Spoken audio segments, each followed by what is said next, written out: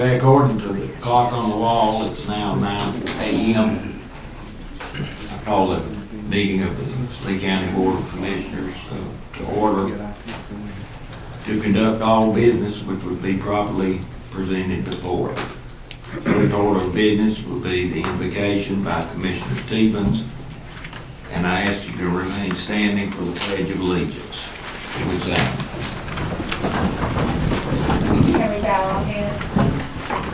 Heavenly Father, thank you for allowing us to assemble here today safely and freely. May we remember these and all thy blessings that you bestowed on us as we deliberate on issues concerning the welfare of our community. Help us and all those who find themselves in positions of leadership to have an open mind, to find solid resources, to gain insight, and to govern with fairness, wisdom, and with courage.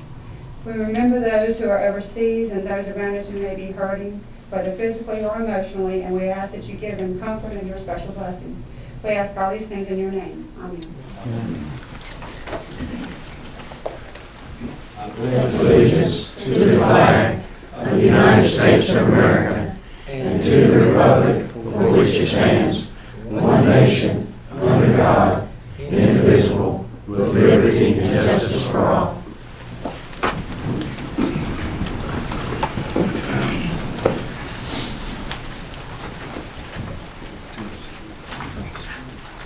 I now recognize Mr. Joe Cherry for the presentation of the Employee of the Month. Good morning. Good morning. Mr. Chairman and members of the board, the Employee of the Month Selection Committee has selected Mr. Buddy Thomas with the Lee County Department of General Services as the Employee of the Month for January 2007. Mr. Thomas has worked for Lee County for nearly 21 years and is currently employed as a maintenance mechanic. As a maintenance mechanic, Mr. Thomas's duties include general building maintenance duties, regular inspections of safety equipment, oversight of the vehicle maintenance and rotation program in support of the buildings and grounds superintendent. Mr. Thomas performs all of his duties in a professional and thorough manner. To quote his immediate supervisor, "You know that when you give Buddy a job to do, you don't have to check behind him, but he gets the job done." It should also be noted that Mr. Thomas is often the first one to show up in the morning and the last one to leave at night. Both coworkers and customers frequently comment on his positive attitude and willingness to go the extra step in assisting others. The committee felt that based on the recommendation of Mr. Thomas's commitment to Lee County, he should be awarded Employee of the Month. Therefore, the committee respectfully asks that you join us in awarding Mr. Buddy Thomas Employee of the Month for January 2007.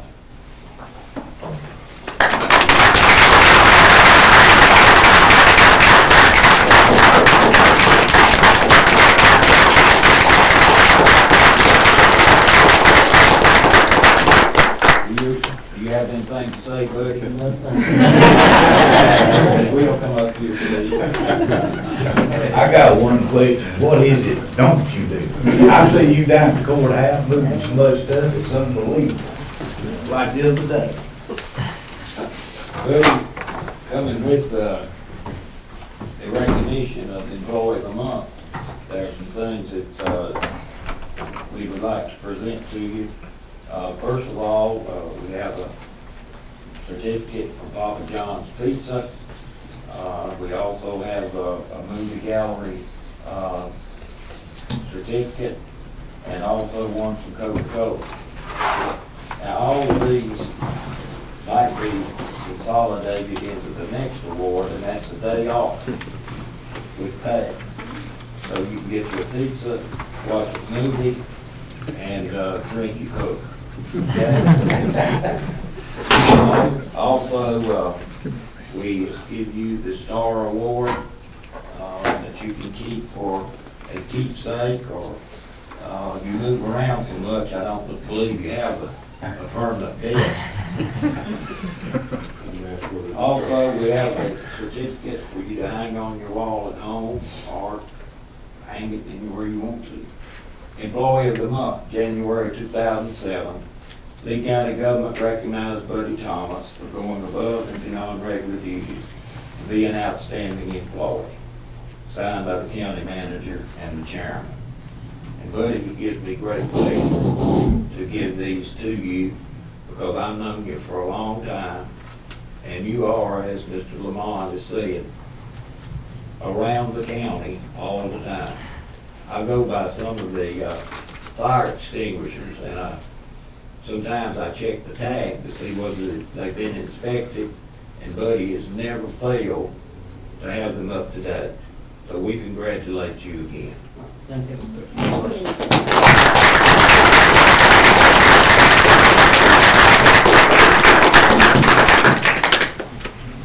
Don't forget to take a day off. Make sure it's a sunny day.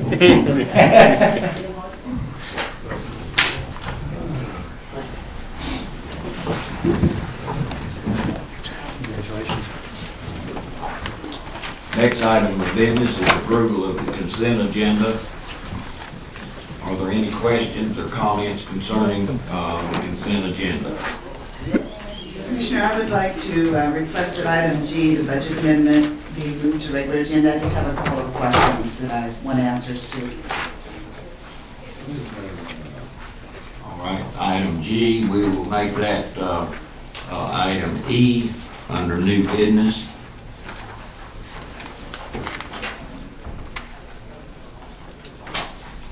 Any other concerns? If not, do I hear a motion that the consent agenda, yes? Does that include, addition to the agenda, or just the consent? This is just a consent for the consent agenda. We'll vote on it. I'm going to go, we approve the consent agenda with item G in it. All those in favor say aye. Aye. Any opposed, say no. So ordered. Do we have any public comments? Okay. Going on to old business, we have recommendation reference longevity pay for employees recognized. Oh, hold up. No, I'm getting ahead of myself. We will now approve the agenda containing the old business and new business. Are there any additions to this agenda? Yes, Mr. Chairman. Okay. I have one addition that I would like to add, which will be to seek approval for a project for the Environmental Impact RC&D Council that will meet tomorrow night concerning a stream restoration at the Cannon Park.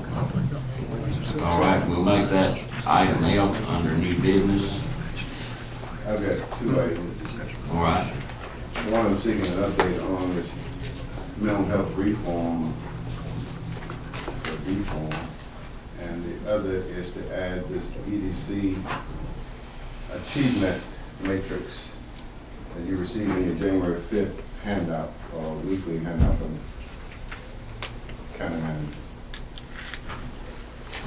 Okay, we'll make the update item G and the EDC item E.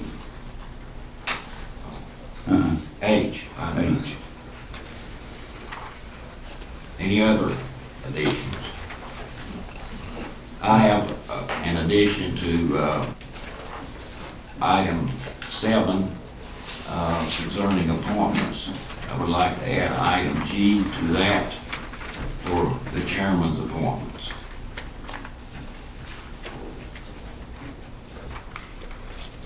Chairman Brown, we also received a request by the Robert E. Lee Society that is included on your supplemental agenda handout.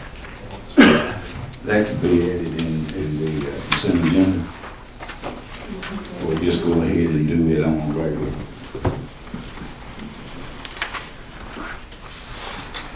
We'll have to do it on the record now that we've already approved. I didn't see that one again. Okay. All right.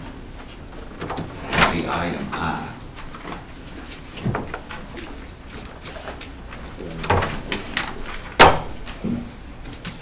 I do entertain a motion to amend the consent agenda to include item K. Okay, motion on the floor, is there any discussion? All those in favor say aye. Any opposed say no. Unanimous. Any other additions?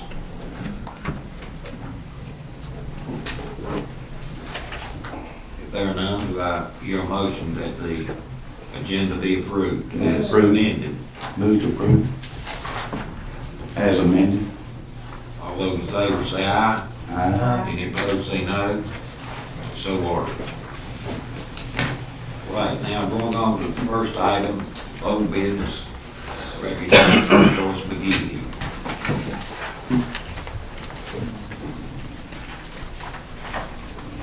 Good morning, Mr. Chairman, members of the board.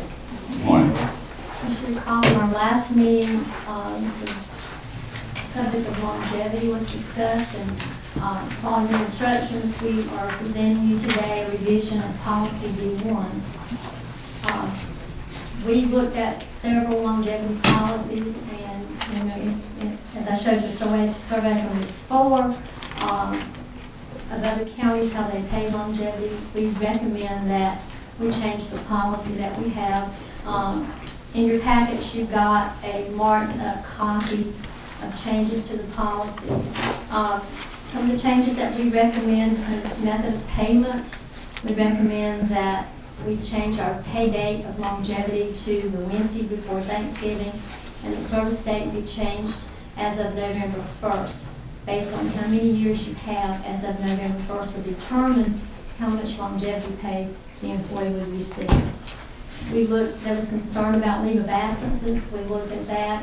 If you look in your packet that you received, that we did address those issues about leave of absences. If employees on approved leave of absence or they're on workers' compensation leave, they shall receive longevity in the same manner that the other employees would receive longevity. Also, the disability, we did add that into the new policy. Employees that become disabled as defined by the local government retirement system prior to November 1st of that current year would also be eligible for longevity. In a prorated basis based on the day that they go out on disability. In the retirement, in the event that an employee retires,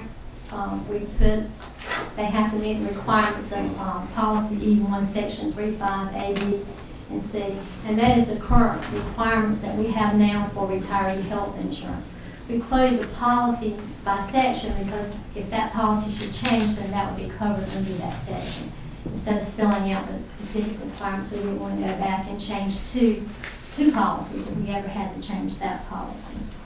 And the issue concerning the pay of longevity for the Sheriff's Department, if there was an election and there was an outboard sheriff, then employees would not be affected because that would no longer be an issue because we will be paying longevity based on November 1st, the Wednesday before Thanksgiving.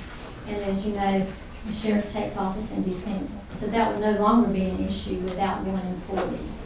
And we also proposed that the grocery check cards, which are now $25 that are normally passed out in the month of December, be discontinued, and we proposed that $50 be distributed to employees that do not meet eligibility requirements, and that will be paid in the same time frame as the longevity. And that is our proposal, as well as the changes to the longevity policy. I'll be glad to answer any questions that you might have. Right, any question that you'd like to address to Ms. McGee? I've got one. And just this year, when we make that change, what happens to those people? Okay, I talked to our finance director, and we proposed that we continue through June 30th of 2007. Continue the people that are entitled to that longevity because it's already been budgeted in this year's fiscal budget, and then start July 1st with the new longevity, and people would get longevity next November. And they would wait from July to November to get longevity. But we've already budgeted the longevity for this year. It's there. And they're entitled to that. So if someone came to work this December, they will wait all the way to the next November.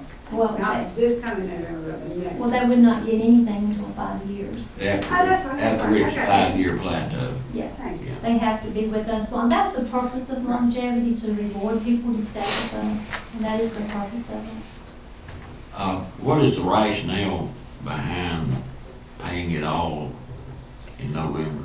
Well, it'll be an easier for the payroll purposes, and we surveyed, 18 out of 24 people that counties we surveyed were paying it once a year. It's a much easier policy to understand, and then you have guidelines. We don't have to go back and prorate anything other than disability or something like that. We don't have to do any proration anymore when people leave. We pay at that time frame. If you retire in August, and you know you're going to get it in November, you just have to prorate those retirees or whatever, but it won't be as much prorating.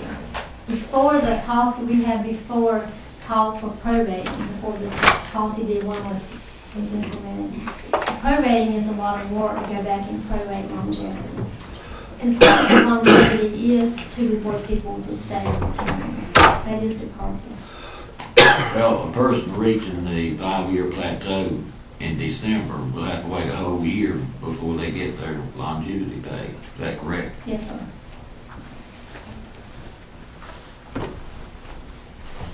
Any other questions of Ms. McGee? I got a couple, and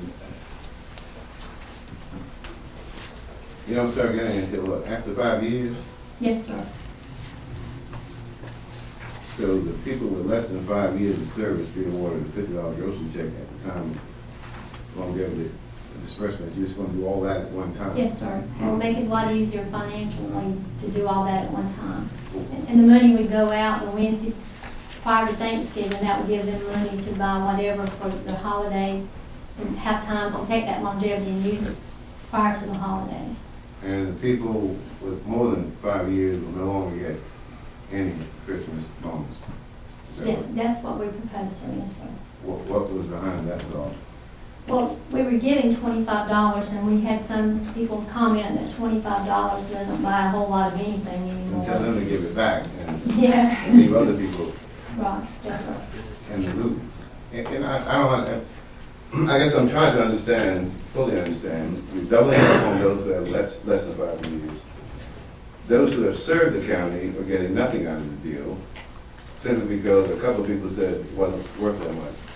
Did they give it back? Whoever they asked. Whoever they complained to, did they get the money back? No, sir, no one gave it back. Then you probably should have fired them then, because if it was that bad and didn't want it, should have been taken. But why should that knock other people out of what they've been here, served the county, and have been seemingly appreciated? I haven't heard any complaints, but that doesn't mean I haven't talked to everybody, Yes, so sir. I'm clear. I'm not real clear on the logic behind that. The second thing is, if this passes, will this be another one directed grocer? Why aren't we allowing people to deal with whomever they choose? Okay. My understanding of that was that when they went out for bids from the different groceries, the Lowe's Food gave a discount, a larger discount than the Food Line did. They And can afford to. yes, sir. And that was the reason my understanding is that it was Lowe's Grocery. But since then, aren't there cards out now that you can just take, like a Visa gift card you can take anywhere? I'm not familiar, but I'm sure there might be, sir. How about the finance director? Are you familiar with those? I have heard of them. We did not look into that this year. Okay. If the program is There are continuing. ways that we can allow folks to have that luxury of deciding who to do business with. My preference, and I don't care whether I get one or not, and you can have mine as far as I'm concerned, but there are local folks who help make this county what it is today. And when we allow big business to come in and give us a discount and then cut them out, is questionable in our mind. Yes, sir. I think that ought to, you ought to have the freedom to go Yes, sir. and do business. I know at one time when I was in private industry, they had something called a chamber check that allowed you to go to a lot of local businesses and use Sure. that. And we purchased that for our employees because they could choose where they wanted to eat. They wanted to eat at the dairy bar or go to the grocery store somewhere. They got a lot of choices with the chamber check. That would be a great opportunity too if they still have that here. And our employees enjoy that. Giving me a controlled gift is not really giving me a gift. Giving me directions and instructions where to go. What to do. Obviously, I don't support this recommendation.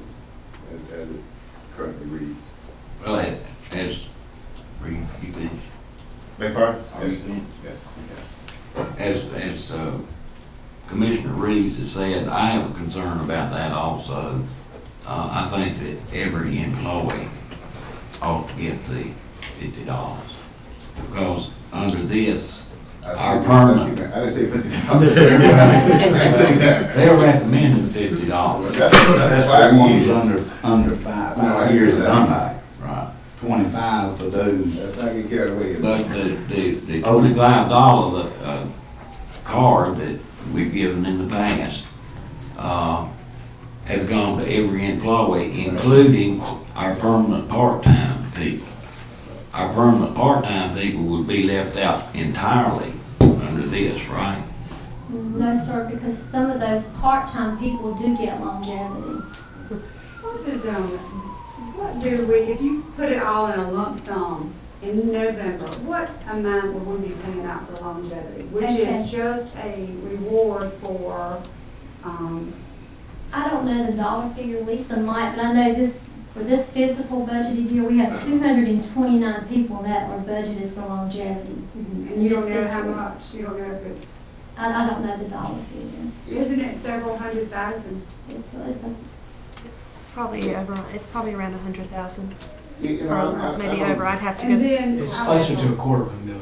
You are not mixing. These are two things that you're mixing here, and that's not fair to. No, I think this is what we asked staff to do, and, what they're trying to do, or what we're trying to do is reward people that have lasted the 5 years and certainly, increasing their tenure here. And then, the $50, I remember we talked about at one time possibly raising it from $25 to $50. Seems like to me it was gonna cost the county $13,000 just to do it. I think, you know, when you're talking about one card, $25 or $50, it doesn't sound nearly as much as the collective figure. right. So, I appreciate the time you put into it. I think it's very comprehensive and, you know, I'm seeing this as being something that is staff directed, and also, you know, what she's done is check with other counties, so I'm not having a problem with them. Tell me how you combine these two. What does longevity have to do with Christmas bonus? Well, in conversations that we had with the county manager and assistant county manager, we talked about it, and we looked at and the things that we've heard back from people that received the grocery card, and one of the complaints was the Lowe's Foods. Why do you have to go to Lowe's Foods? That was the No. complaint. How did we get longevity and Christmas bonus roll into one discussion? I'd be happy to answer that. Good. Longevity traditionally has been the way that governments have gotten around our inability to provide salary bonuses. We cannot by law give someone a bonus. So we have based it on tenure. Most counties have used that as a Christmas bonus, most local governments, and distribute that at a time where it can be used for Christmas. For some reason, this county chose a different path, which was to disperse it throughout the year. And then, so that everyone did get something at Christmas, we did the $25 grocery check.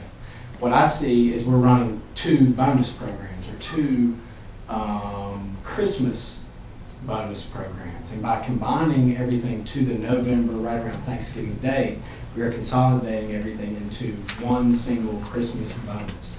And to run a longevity-based bonus and on Thursday before Christmas, and then 3 weeks or 2 weeks later, 3 weeks later, pass out another bonus, seemed to me a duplication of the purpose. By consolidating everything, everyone gets something that they can use at Christmas. So that was our thought behind it. But let me try it a different way. If you had no longevity and we chose to give out a $25 card, and the old system, everybody would get one. Is that correct? Yes, sir. Longevity is for those folks who have stayed a certain period of time and continue to work for the county.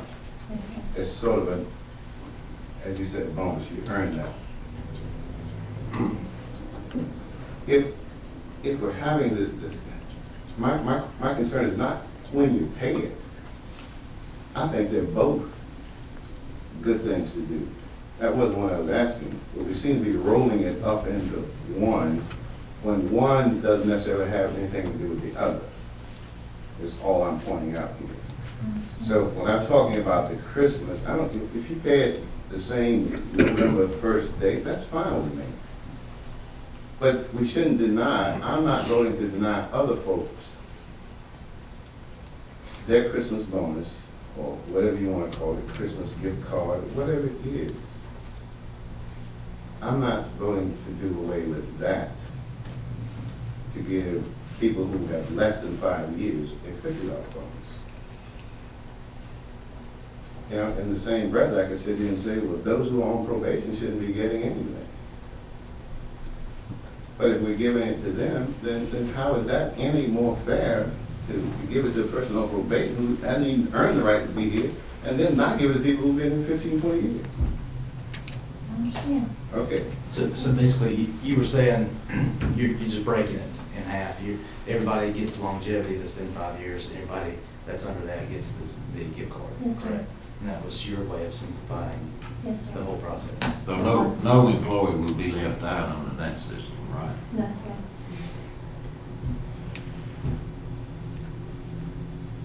Any other discussion?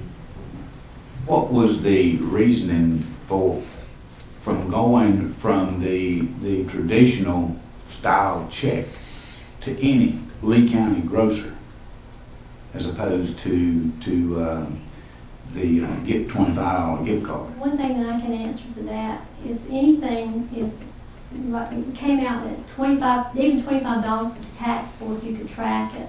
So with those checks, and talking to Lisa, we talked about it, with those checks, we had to account for every one of those checks. So that meant technically that we were going to have to tax that.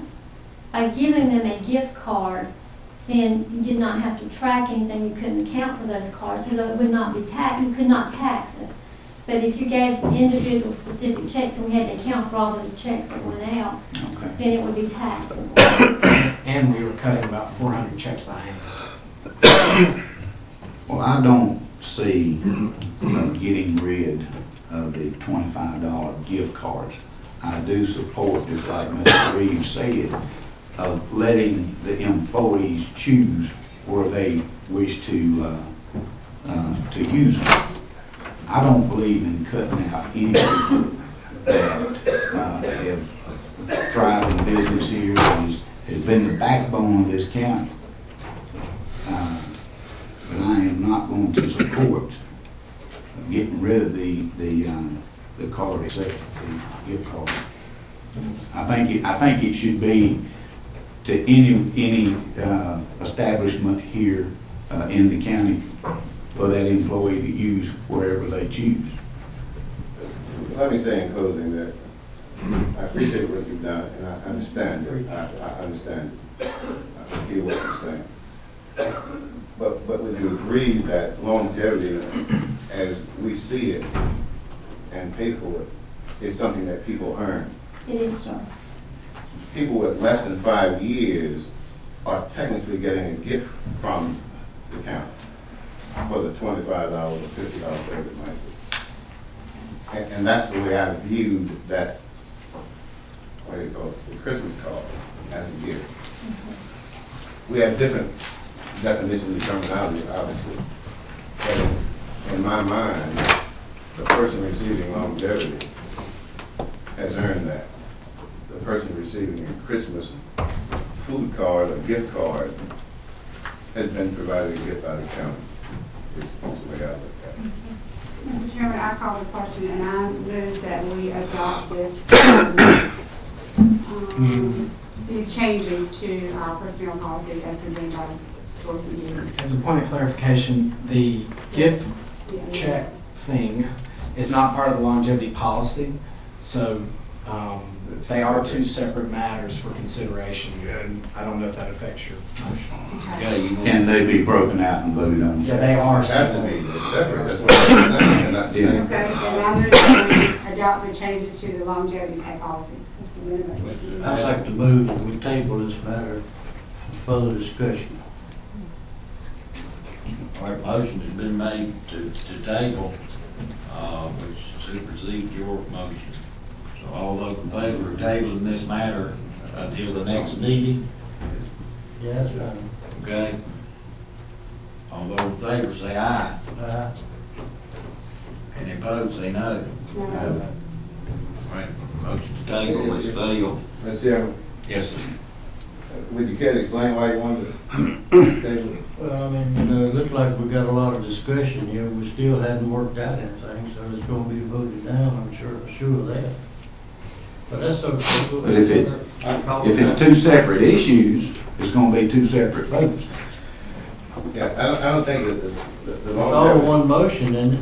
No, it's the longevity. Separated. They're separate. Yeah, The motion is- should be on longevity at this point, which was on the table. The motion, motion by Commissioner Stevens, is on the Yeah, floor motion for longevity. to approve the longevity change Right.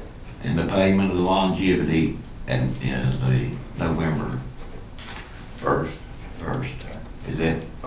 Is that correct, or are you gonna pay on the, The pay policy date? would be revised July 1st, 2007. We would continue with the current policy to the end of June of this year. All right. Any further discussion on that motion? Now, I did think I understood you to say that in the event that there was a change in the sheriff's administration, there's a provision that takes care of those. Yes, sir. those counts. Longevity will be figured November 1st and paid out Wednesday before Thanksgiving. And it, One of our concerns. yes, sir, that was addressed. Thank you.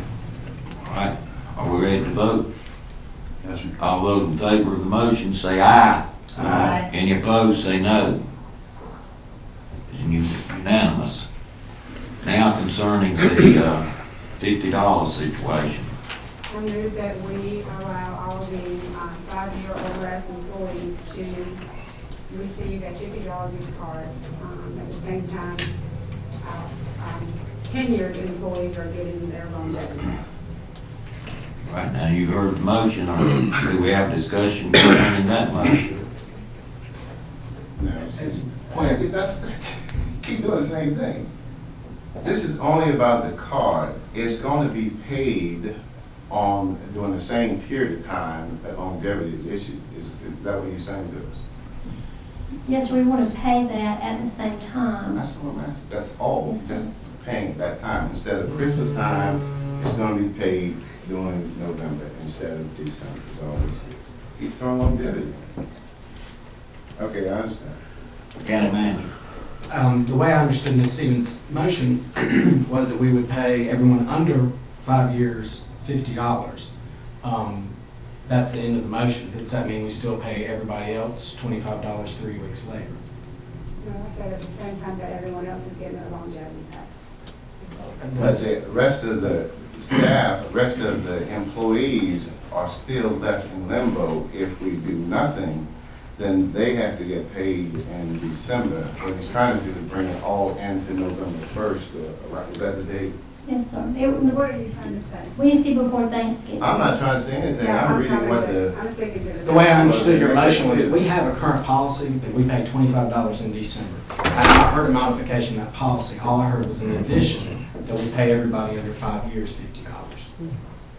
So I hear an I move enhancement. that we modify our policy. So we're scratching everything. Scratching the 25 throughout the whole organization and paying the employees that are 5 years and less, or however you decide, make that determination, but it's around that 5-year threshold, $50. Is that your recommendation? Yes, sir. Yes. So we're scratching 25 for everything, Yes, sir. and just 50 for 5 and under, and longevity for 5 and under. Any further discussion? Is that leaving out the employees with 5 years or more from this check card? Yes, sir. Yes. It does. It does.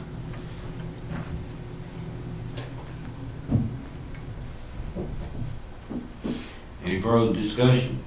Well, I think this is something that needs to be tabled because there's confusion. And David, what were you saying before as to the legality of what county can give to employees? My understanding, and Mr. Earl can correct me, but performance-based bonuses are, or I don't know if you'd say performance-based, but just bonuses without being tied to something are, my understanding, not eligible in local government. All together. Constitution says you pay for work served, for work done. And And you also brought up the tax situation on the check. Well, how long have we been doing $25? How long have we been doing $25? In excess of 13 years it was going on And prior so to me you're saying coming. we've been in violation of the law for 13 years? No, what we did. Well, then that's the only issue here. We gave law, we gave every employee a fruit basket. That's the way it started out. That's the way it started. I asked how long we've been paying $25? 13 years. In excess of 13 years it was going on when I came here. Correct. Lisa. I guess I'd like to see an analysis of, do we have continually more and more employees who are reaching the longevity area? You know, and what's going to be our commitments to that? And, you know, if every employee receives 25 or 50, I want to see the numbers and maybe what impact that has on the budget. So I maybe recommend that this part be tabled and we get, you know, some kind of financial analysis or budget analysis from David and give us a little better framework in which to make a decision here. Okay, motion been made today. All those in favor of tabling that part of the recommendation, say aye. Any opposed, say no. No. Vote is 6-1. Table. And if you'll come back next month, Thank you, Mr. Chairman. I wouldn't come back. or the next meeting, I wouldn't come next back. meeting. Thanks, George. You can understand this. I wouldn't come back.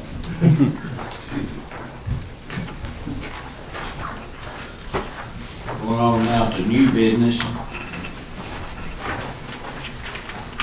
I have a request to appear before the board. City Councilman Steve Brewer is here this morning, but I think he's here as a private citizen and a business owner, so we recognize Mr. Brewer. Good morning. Thank you for your time this morning. I am here as a business owner. I've owned Flames Steakhouse for 13 years, give or take a few months. And during that time, I've seen a lot of health inspectors come and go. When I first bought the Flame, we would go a year and a half before we'd see an inspector. Since that time, the time has gotten shorter. We're supposed to see an inspector 4 times a year, and pretty much we have seen one.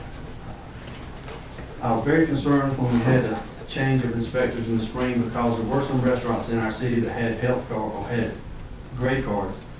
They were 8 and 9 months out of date or since being inspected, and I was very worried that this was going to happen again. Let me say that inspections are a very, very important tool in the restaurant world. They keep our people sharp. They let the public know that we are a safe place to work and eat, and we need them bad. My point being here today is the consistency of what kind of inspections are being done. My first inspection with the new inspectors was pretty short, about 30 minutes. They walked through, we had some questions on some food temperatures, prime rib, for example. We've been handling prime rib the same way ever since I've been there. And there were some questions raised, and they were going to get back with me on some information to make sure we handled it in a safe capacity. Never heard from them. It came in a game. I was not there that night. We lost points for that particular item. We also lost points because we were told we had to have 3 tongs on our grill, 1 for chicken, 1 for fish, 1 for beef, or to cook our meat up to 165 degrees external temperature, 130 internal. Well, you can't serve a rare steak that way. You got to keep a rare steak rare. I have a neighbor restaurant I went next door to, and at the same time they told them, just keep your tongs on the grill so they'll stay hot and they'll be fine. That was not written up in our sheet. We have shelves in our restaurants, been there 4 years. Our shelves are non-compliant as far as the health department is concerned now. My question is, it's been 4 years, why am I finding out about this now? I have another restaurant I own. They were there in the inception 6 years ago. Same shelves are there. Why wasn't I told then? I talked to the health supervisor. Excuse me. He said wooden shelves were fine, and they are in the health code. I go to Nancy Winker at her restaurant, speak to her, and she says, Steve, the inspector told me I had to take out the wooden shelves. They've been there 40 years. I could go on and on. The point here is we need some consistency. We all want to be safe. The health inspectors want to do their job. I know they do. I know we're getting some new inspectors. I asked Mr. Smitherman when all this started, I said, please get us all on the same page, write a letter, there's a lot of concern, people are calling me. And people call me because I'm a council member, and that has nothing to do with this. I'm just a citizen, and they recognize me as being in government, so I was the point of contact. It concerns me terribly because when people walk in, they see that on the wall. That's your grade. That's what people think. Would you walk in a restaurant and had a 90 on the wall? Would you think, boy, did they just make it, or would you rather see one that's got a 98? It means an awful lot to us. At the same time, the health inspector tells people when I stop in Nancy that he won't be able to inspect her anymore on weekends when he was coming. She's going to have to meet him up there at night because he won't be able to come. Well, she's closed at night. Can't inspect a restaurant when it's closed. These things and these inconsistencies, these things floating around are just are very big concerns that I have. When we lost inspectors a few months ago, several months ago, that the restaurants that had 8 and 9 months on the card, I found out that the reason they had 8 and 9 months was because they sent inspectors in there and gave them courtesy inspections to get them up to snuff, because they weren't sure that they would be inspected the right way. Basically, the game was changing. Well, the game changed 4 or 5 months ago. None of us were told. We don't know what to do. We don't know what to look for. I've been written up for a hole in the ceiling tile in a storage room. And I walked into a restaurant that had 101 on the wall, and the ceiling would be falling down over the grill. It's just, I could go on and on. What I want from y'all today, what I'm asking you to do is help me. Help me find some consistency in our health code and our health inspectors. Communication, I think, is the lack of communication is the problem. In this day and time, there's no reason that the state, when they sit down and change the health code, and it changes all the time. We should get a mass email or a fax or something. It should be easy to send it directly right on to us. It shouldn't be hard at all. I also think we need some representation on the health board. There's 800 plus food inspections done a year, and we have no representation whatsoever. Maybe if we had somebody on the board, these suggestions would come to light and we'd help each other out. I also think that when a health inspector walks into a restaurant, they ought to look like the Hawaii Five-0 busting down your door. I have a restaurant that told me, said I walked in a walk-in cooler and there was a person in there. And it was a health inspector. They didn't even know they were in the restaurant. I don't know if you know anything about the restaurant world, but a lot of theft and people getting harmed happens coming through the back door of a restaurant. You try to keep it closed because that's where people sneak in. To open up my walk-in cooler and see a health inspector there would be very alarming to me. I'm asking if we can get them, let us know who you are. Let us when they walk in, and hey, we're the health inspector, and don't just keep going until somebody acknowledges you. And finally, the timing of the health inspection, I know they have to come when when you're serving food. But when you pull up in front of a restaurant and there's a line of people out the door waiting to be seated and the restaurant's rolling, that's probably not the perfect time. I think you could wait 30 minutes one way or another until that rush is gone. You're supposed to walk with a health inspector when they go on your inspection. When I was out of town during Christmas, and we're very busy during Christmas, the health inspector walked to my grill and told my chef, you need to come walk with me. That's like asking a fireman to drop your hose and let's go look at the truck. You can't do it. We don't have the staff deep enough to leave and walk around with a health inspector when you're thumping. It's just very concerning. One final thing I'd like to say is the ServSafe class. ServSafe is a class offered where they give 2 points if you go to this class that teaches you how to be safe for food animals. They give you 2 points to have to be a health credit. They offer it about once a year. It adds 2 points to your health grade, and most everybody has it. Well, on your ServSafe certificate, it's dated for 5 years. Mine's dated April 2008. Well, in September we got inspected. They said, hey, your ServSafe certificate's out of date. We're going to give you these 2 points. And everybody I knew, they gave those 2 points. But this time when they came, they said, hey, your ServSafe's out of date. We're not going to give these 2 points. Well, they walked next door to the dairy bar. Gave them their 2 points. The dates on the certificates are exactly the same. Did you say it was 2008? Yes, sir. The state of North Carolina only recognizes 3 years, Mr. Brown, which I did not remember. It is in the health code, I did not remember that. Because it's on the wall, you see 2008, you just think, hey, I'm good to 2008. I brought this to the health department's attention. They sent someone to verify this code, verify the date. They came around and told me, he says, you're exactly right, I'm gonna walk next door and change their date. I said, you can't do that. They're my neighbors. You're gonna walk next door and take 2 points off the health grade and tell Steve said, come over here and do this. So 3 days later, they sent 3 inspectors in there and re-inspected the dairy bar. That's 2 inspections in about 14 days. At night, with the restaurant pumping and thumping. I just don't think there's a whole lot of thought gone into that. Keep in mind, there hadn't been an English-speaking safe service out of Suffolk in a year. So how can we take our test? How can we go take our course? Steve, is that a course that's taught out here at the corporate extension? Yes, sir. And it's a very good course. When I talked to the health inspector that didn't allow the 2 points, I said, man, they hadn't offered the course. He said, well, you need to go to another county and take it. I just don't think I should have to go to another county and take the course. I think we have one scheduled for this month. Yes, sir. And we're signed up for paper. My point about being here today is not to get the health department in trouble, to cry about a health grade. All that's water under the dam. Yes, I was very angry. And I showed my butt a little bit about it. That's in the past. My point about being here today is we need your help. Everybody needs to be on the same page. We need to communicate. There needs to be a way that the health department can communicate with me if they have to in an emergency. If the rules changed on these shelves, they should send it out in a fax or email in this day and time. That's very simple.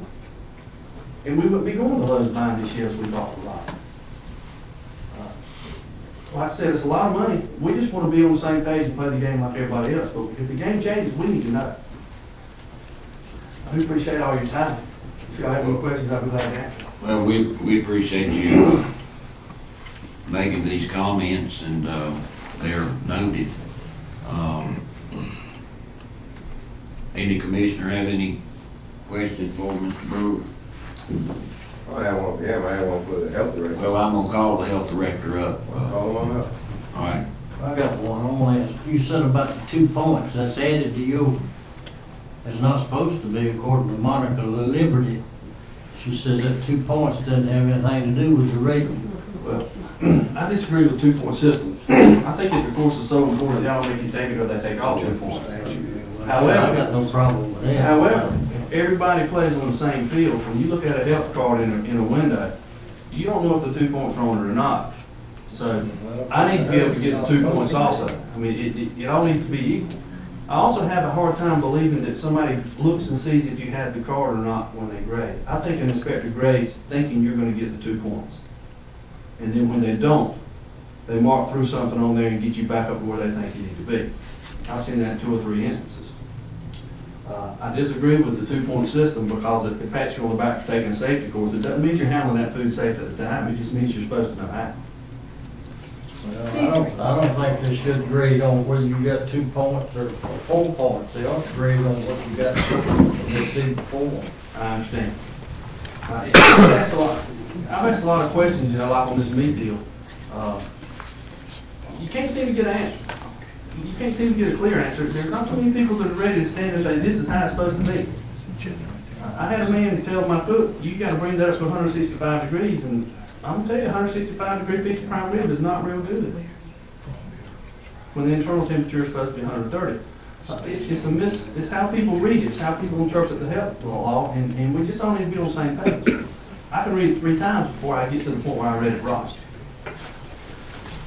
What you're saying is not every inspector is doing the inspections the same way. No, sir. And a big problem I have is all the people we're training now are being trained by inspectors from outside the county who they don't have a whole lot to lose here in the county. These people are coming in. I saw an inspector at the dairy bar tell everybody you got to have your coolers down to 40 degrees. Well, the law says 44. They're just trying to get to 40 down the road. Well, the dairy bar swapped out a cooler because she told them 40 degrees. That's $3,000. It's a lot of money spent on what somebody thinks. All right, well, yes. I appreciate you coming today. I feel like this really needs to be before the health board. but you've got to start somewhere. But I'm just curious to know, with all the comments and issues that you presented to us, what did you go and talk to the health department about? Because my feeling is it was about the 2 points. I started with the 2 points. I went to the shelter. I went to the Toms. So you laid all I this laid it out. all out. I went to the health supervisor. I called the county manager. I called the health department director. The only person who got back with me after they said they'd get back with me was Roy Warren. And he still didn't have any answers. He said, I'll get back with you. And I submitted, I talked to the state. The state went over things. She says, Mr. Brewer, you're right on several of these issues. It shouldn't be that way. She told me to appeal it to the state. I have sent the paperwork to Roy and started that process, but it won't accomplish anything. You know, changing my health grade doesn't accomplish anything. We need to stop this from happening in the future. You know, my grade's on the wall. Am I happy with it? No. Will I live with it? Got to. Well, my understanding is that we have hired 2 new inspectors, so I'm hoping that we can, is that true, Mike? That is correct.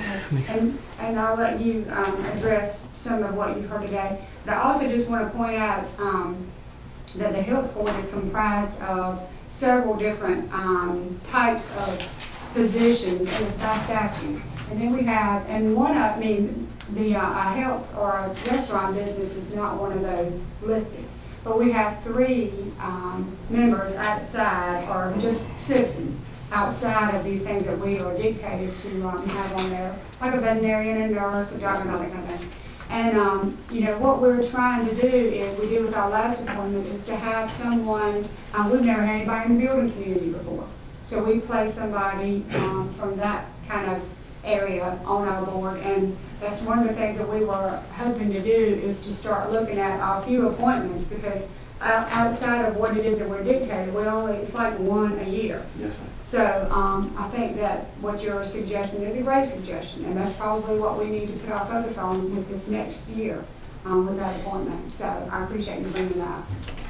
Well, and I might add that Ms. Stevens is our representative on that board. So she made a promise or to look into this situation. I think it'd be a good idea to have someone from the restaurant or food service industry and stuff like this, because the number of eating establishments in the county, and Steve brings in some good points. I have had a few complaints that have come to me over the past year or so, and I have addressed them to the health department, and I'll continue to do so. But I'm glad that you did bring this to our attention today, and I knew the different the makeup of the the health department board, but I do agree with you. I think there should be somebody representing the food service industry. Well, I'm in the process of trying to get a restaurant association started in this county. It's a very, very hard task. If we can get that together, along with the health department helping communicate in some different manners with us, maybe we can all help each other and get on the same page. Like I said, please take my visit here today as a positive note. I'm just asking for your help so we can help each other and make our county a great place. Well, I appreciate your concerns, and as I stated before, they are duly noted, and we thank you for coming. And I'm going to ask Mr. Haynes and Roy Warren to come and address some of these issues. Mr. Haynes, Roy, you want to come on up? Sure. Would you like to ask questions first, or would you like me to right now? Well, just go ahead and address Okay. the concerns that he has. Sure. I appreciate Mr. Brewer coming in, and we do hear what he has to say. I would like to make note that I've been here about 8 years, and when I got here, it is true, we were not inspecting, we weren't 100%. And for those 8 years, we have been at 100% inspections up until last year. And that's when we lost 80% of our staff. In the last 14 months, we went from 5 inspectors really down to 1, and it had been a slow road trying to recruit and build those folks back. And we'll bring in our final replacement next week on the 16th, I believe. Only one of those was an authorized person. We've had to bring in interns. We lost one last year for medical reasons. We lost another retirement, and 2 left for better wages and benefits to adjacent counties. So it has been a difficult year, and this is I think in my tenure, the first time we've had this many problems at once. That doesn't excuse it, but it does set up a tough environment for us. Well, you had to contract people to come in from other. Right from now, outside we're of Lee doing County. a couple of things are ongoing right now. We're trying to keep our head above water as far as inspections. Inspections have come up, but when you're dealing with contractors from 6 different counties, even though the laws are supposed to be absolutely consistent, it does set up a situation where there can be different interpretations. So I think that is part of the issue. It also is something that I alluded to, or specifically said, I guess, at our meeting, I think it was, may have been on the 13th of October, when I did update you on it. These inspections, even at best, these inspections with contractors are in the evenings, because that's the only time they can come, or on the weekends. They're not the ideal time. So you have, and it's harder to supervise people too that are coming in on this kind of time frame. Troy's put in a lot of extra time in that situation, trying to make it better.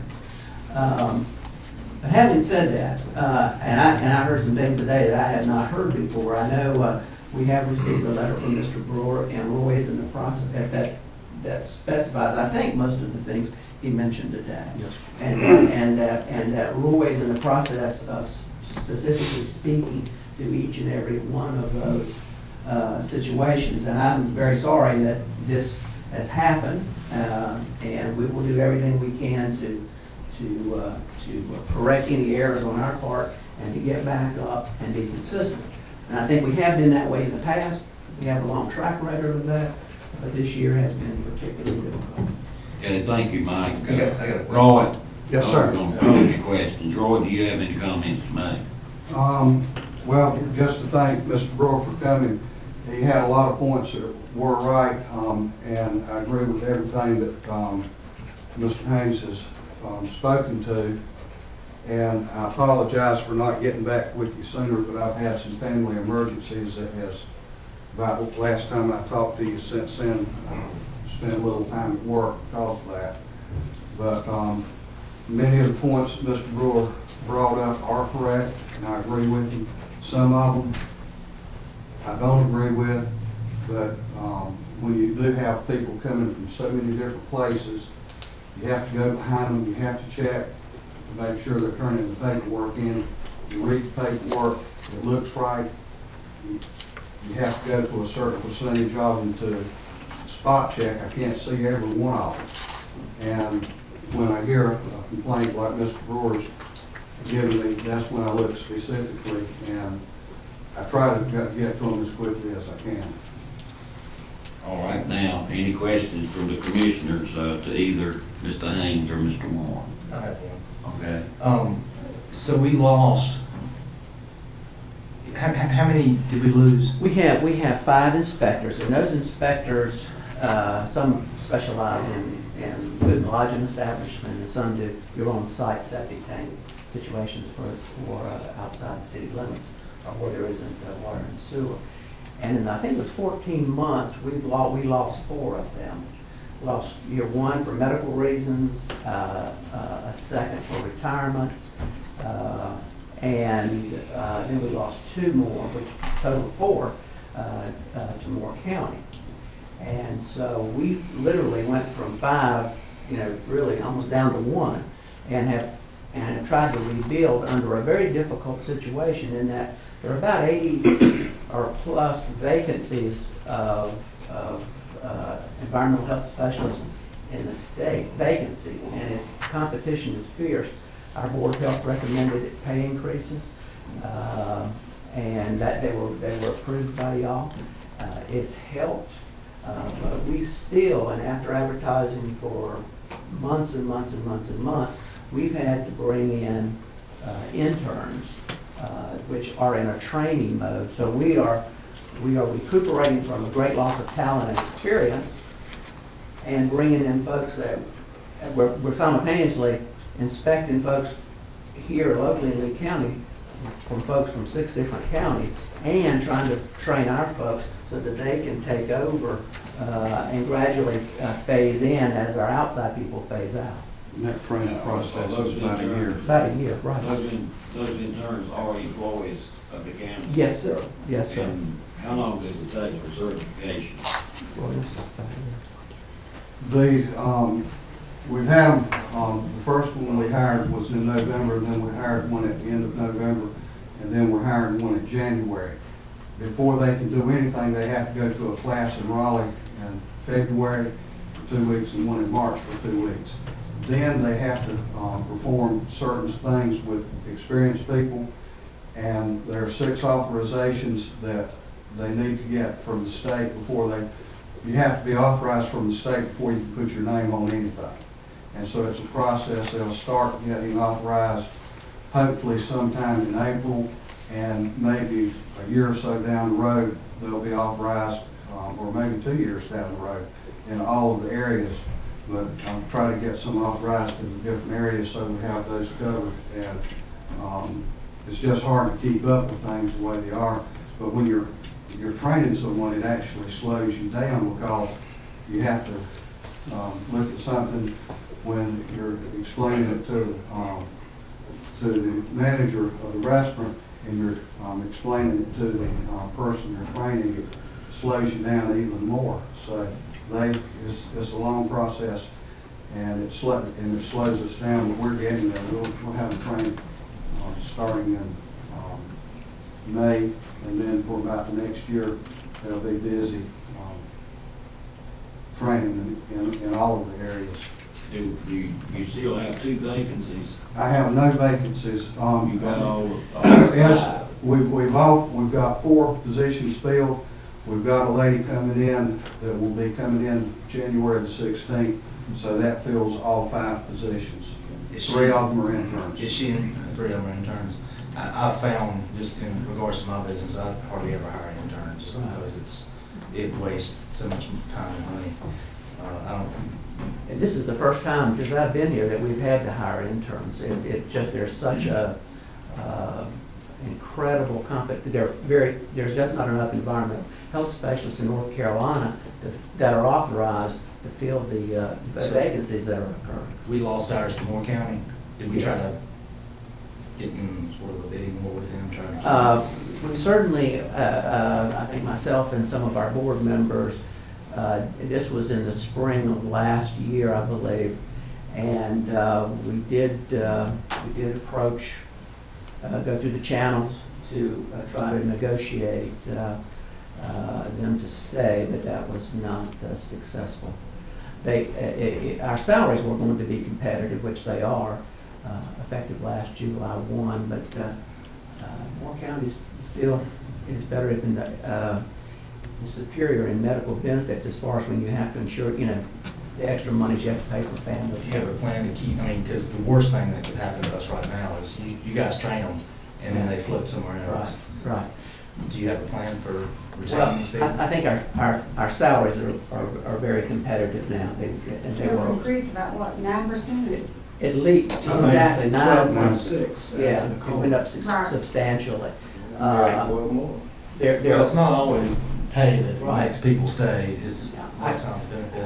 I can't really speak to the medical benefit. That was I think Moore County, the specifics are what I knew about it. It cost about $500 a month to add a family to medical insurance in Lee County. And I think Moore County is It's about 250 or something? 207 207 a month for family. for a family. So that would, for a young family with kids, that was helped make their decision, I think. I mean, I can't speak for them, but that was part of the things.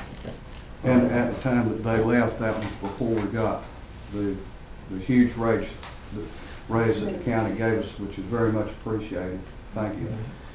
Let me ask you a couple of questions.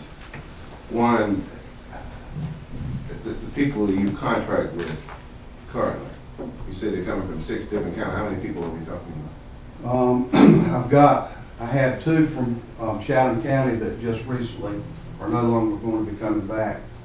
I've got 1 from Moore County,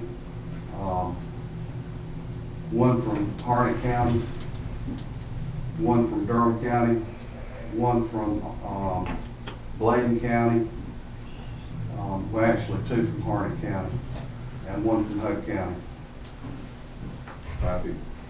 How did you locate these people? I know them.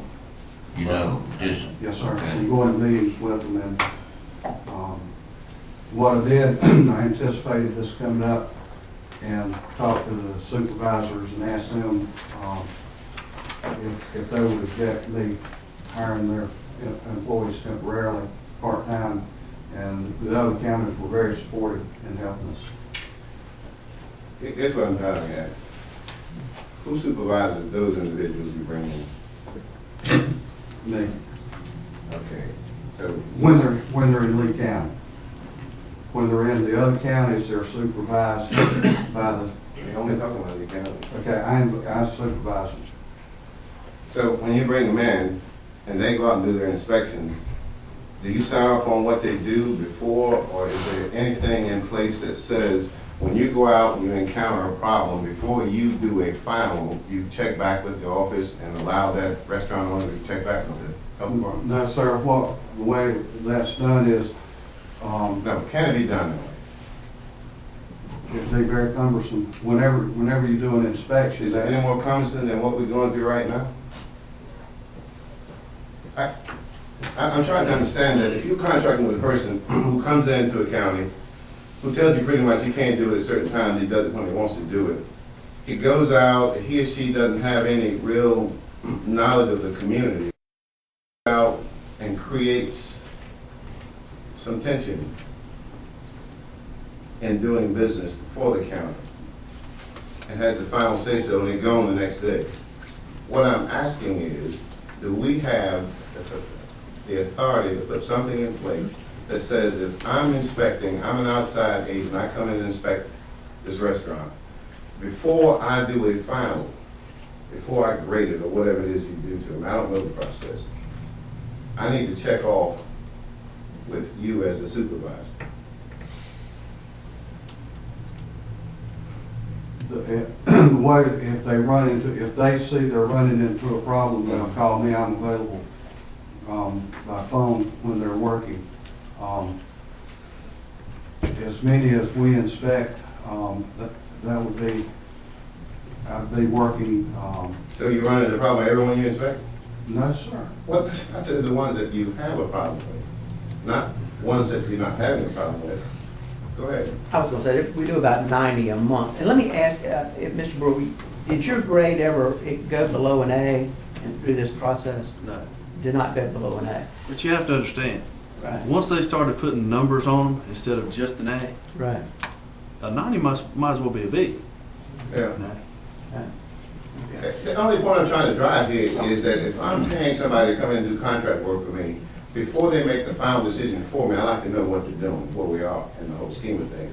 If you're telling me that that's difficult for a person to pick the phone up and say, I'm about to give a 90 over here, that ought to be an alarm to somebody, I would think. Well,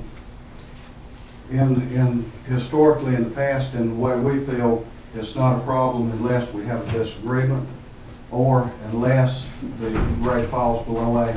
And they do call me when they run into something like that. They call me and tell me what's going on, so I will know, and I do try to follow up on any problems we have. What about re-inspections?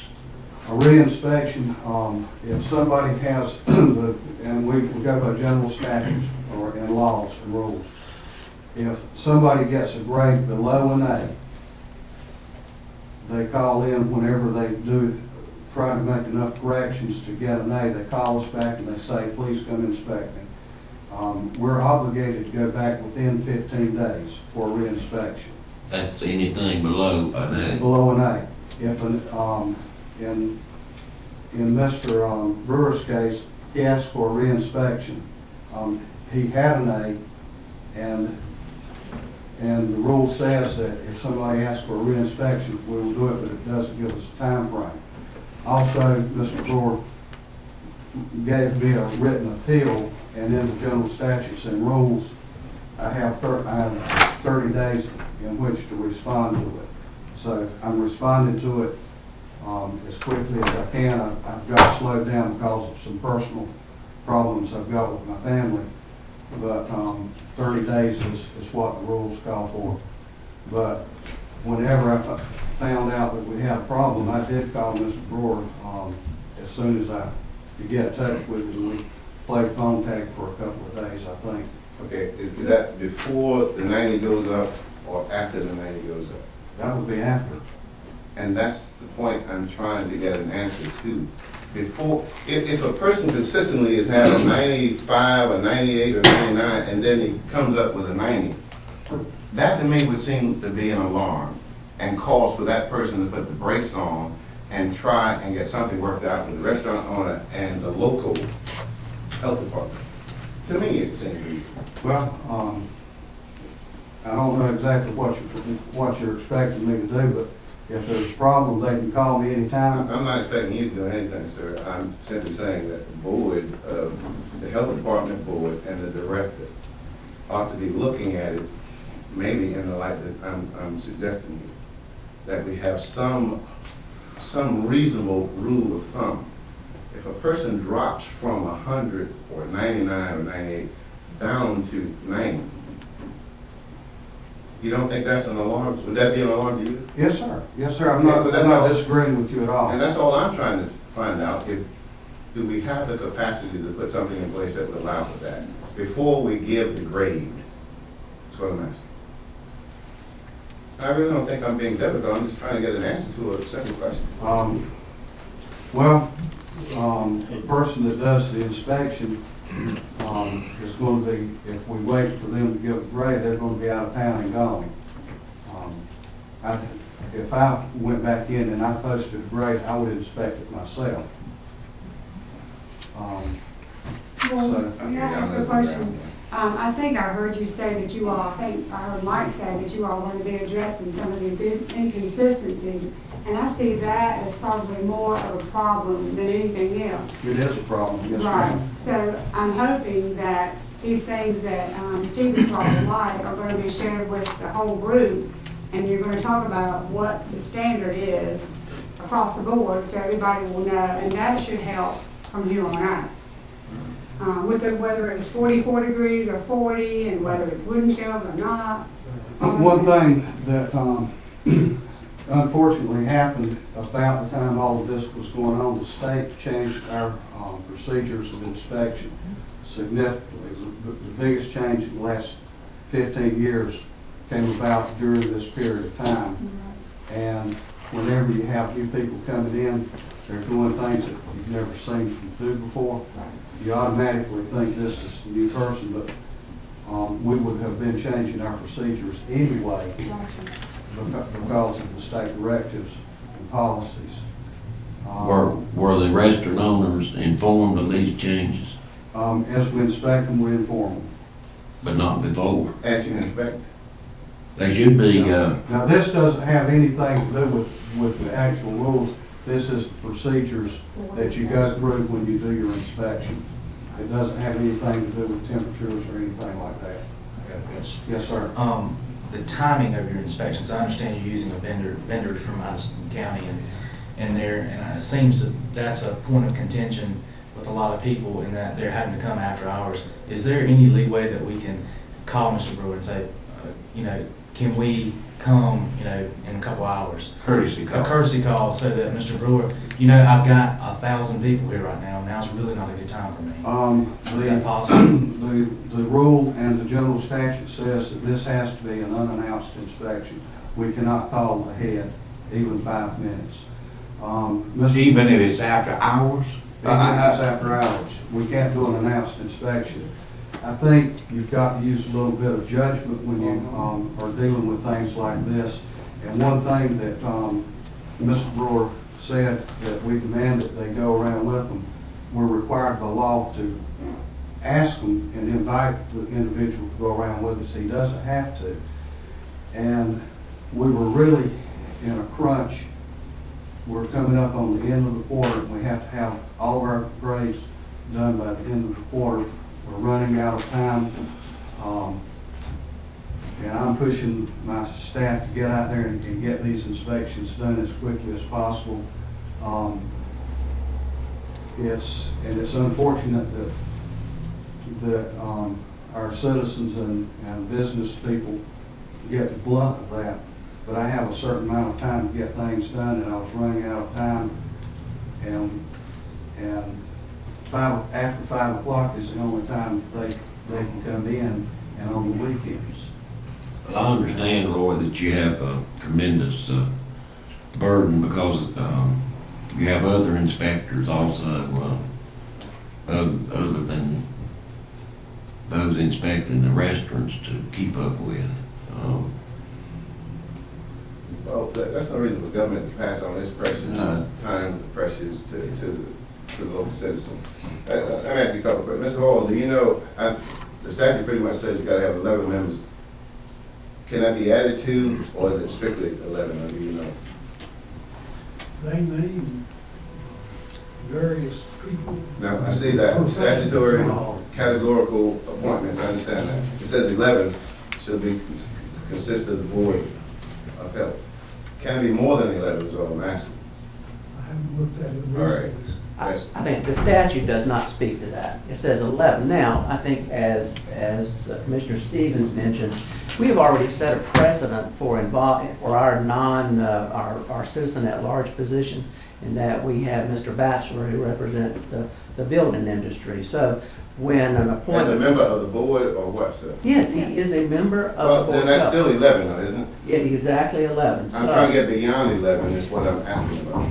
The statute does not speak to that, but we could have an advisory board on the side. Which is what we should set up. We could have that, and we Right. could also, I think, and that would be up to y'all, but the next time we have an appointment for one of our at-large members, that could certainly be Mr. Brewer or somebody from the restaurant. But meanwhile, if you could set up an ad hoc committee or... We could do that, sure. Certainly We could do that. And this is gonna be on our agenda. Our Board of Health meets Wednesday, and so this whole topic will be on our agenda tonight. Let me go back to one other point. The two local people that you have are still employed here.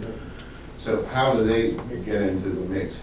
Are they helping the people that come in out of town, or? Yes, sir. Okay. They're working as hard as they can go. Whenever this happened, I tried to keep my on-site program intact. They were working on-site. But they're also qualified because we're a small county. They're cross-trained to do other things, and they are crossing into these other places and helping. And they're helping me manage the part-time people also. So they're going just as hard as they can go, and they're keeping up with their on-site work that's coming in, septic tanks. And also they're helping me very much train our new people, and also when they have time like today, it's a rainy day, they'll be working in a restaurant or a daycare center or nursing home or hospital or motels or tattoo parlors. We inspect a lot of different things. Well, at this point, Mr. Haynes, I think, said that the Board of Health is meeting this month. This Wednesday. Right. What I'd like to see done is a report from the Board of Health on what we've heard this morning and find out their position, and also investigate the possibility of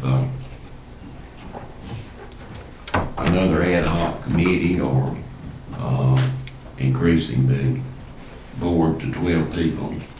We need to find out from the legal standpoint whether we can do that. You know, one of the other thoughts that I have regarding this, because it seems like we could find ourselves in a crisis situation, you may want to consider a hotline for restaurant owners or other people who are being inspected. I'm still of the opinion that before that final is done, that there ought to be an exchange between our local representatives and whoever the outside force is. There ought to be some means for that person, that restaurant owner, or whatever they're inspecting, to say, we don't agree on what we're discussing here. Let's call your supervisor, let's call the health board before we do anything going further. That ought to be put in place, considered anyway. That would certainly ease some of the tension out here. Because when a person, I have had situations where outside folks will come in and tell you what to do, and they go the next day. They don't have to listen to me or hear from me anymore. They just go about their business. And I'm not saying that's the case with your people, but I've known it to happen in other areas. So give local folks, if we're behind and under the gun, let's try and do some things that will offset some of this tension out here. 2 quick questions. I heard you say a while ago you had one to retire. I'm Strickland. Okay. Have you talked to him about doing any type of, part-time work? He's not interested, yes, sir. Not interested. Okay. The second, well, it's not a question. It's a comment. I've got concerns related to what Mr. Kelly said a while ago about courtesy calls. I have spoken to Mike about it. I can't remember if I mentioned it to you, Roy, about the courtesy calls. But what you just said just a moment ago about nursing homes. I've been in and out of nursing homes 27.5 years, carrying patients to hospitals, to doctor's offices, to Chapel Hill, Duke, so on. And they are, it's like in a mode. They get up, they do what activities they can during the day. When it comes night, and this right now affects them a lot so far as these surprise inspections, and you've got limited staff out there, just like you have right here in this building, of doing inspections. They have limited staff out here at night taking care of patients in nursing facilities. And when you upset that routine of having inspectors coming in and pulling that staff away, from their care, because one, about 5 o'clock they're eating. They get their medicines, they have to have this medicine. And then they generally go to bed, they're in their rooms, but if they're inspecting all this stuff, that can be a problem. I agree with you 100%. That can be a detrimental problem. And the only alternative I have would be to not inspect them or inspect them on very uninfrequent periods, because my full-time 2 people can't do it. And the only time that part-time people, the other counties that I'm getting people from are very adamant about me not working Lee County problems with their employees during 8 to 5. They're willing for their employees to come after 5 o'clock, but they don't belong to that other county from 8 to 5. And so the only time they can come is, and there's drive times involved also. They can leave 5 o'clock and come to Lee County, grab something to eat, and come to work and work till about 9 o'clock, 10 o'clock. And it is unfortunate, and I agree with you 100%. You've got you don't have the management staff there you have during the day that you would like to go through with. But the only way I can inspect them now is the way we're doing it. Let me just make one. I really see this, and I'm sorry for any problems with any business or any citizen in the county, but I think And I think the track record would show when we can attract and keep, when we attract and train and keep good people over time, it's not as cheap as contracting out, but the quality and the consistency and the accommodation to citizens and businesses is much better when we are successful in that role. And when we have an 80% turnover in staff in 14 months, I can tell you, I mean, and I wish we were perfect, but that there are two edges to that sword, and so that's what I would like for us to be able to do. I think a lot of it might be just general communication, and I don't know, do y'all have something set up with email to your email database of your restaurateurs? That was refreshing, some something request easy to on do. what Mr. Brewer said about having a restaurant association in the county, maybe having a website. I mean, I really don't think it's fair for y'all to go in and bust somebody at the point of time of inspection, you know, for a new, something y'all just gotten from the state, you know, if you hadn't really given them appropriate notice of the change in law in regards to, I'm just saying, I know y'all are under a big stress right now, and I think if the people in the county understand that and just let's try to get through this interim time and move on down the road, there's really not much y'all can do, and they're gonna have to deal with it. But I think communication and just keeping the friction between, y'all just trying to help them as much as possible to get through this. Thank you, Mr. Chairman. I was in a meeting recently, and I wasn't prepared to, I didn't think about this problem, so I wasn't really listening, but I see that it might be something of use for you. And it was someone representing the health community on behalf of the state was saying that they were looking at, instead of doing 4 inspections a year, to do 2 for businesses that consistently had really high grades. And I don't remember if it was 100, 101, whatever it was. But that might be something, if that's being put in place, that you could utilize and free up some time on those businesses. Do you know anything about that? I know a lot about it. It's called risk-based inspections, Right. and that changes, that was what I was telling about, the difference the way we used to do it compared to now. Right. When we walk in, we put our emphasis on different things than what we used to. We used to go out to the dumpster to start with. Now we go to the food prep area to start with, and that's a big difference. But the risk-based inspection frequency is supposed to restaurants that are more risky get 4 times a year. Restaurants that are less risky, like a hot dog stand, maybe only 1 time a year or 2 times a year.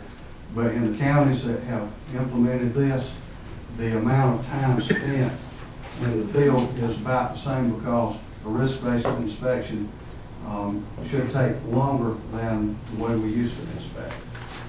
So it's going to equal out. But you're right as far as the numbers are going to kind of shift around. All right, as I said before, let's see what the health department says about it. You have that discussion, and then bring us a report from the health department at our next meeting. Now, when is your board meeting? Wednesday, this Wednesday. Okay. Is that 6 o'clock or 6:30? 7. Okay. And it's, obviously, it's just like y'all did it, they're open to the public too, and anybody can come or ask to speak or whatever. We appreciate it, and as I said, we've duly noted these concerns, and I hope that they will be addressed, and that everybody can be happy. Thank you. Thank you, Mr. Brewer. Roy. Thank you. Steve, appreciate it.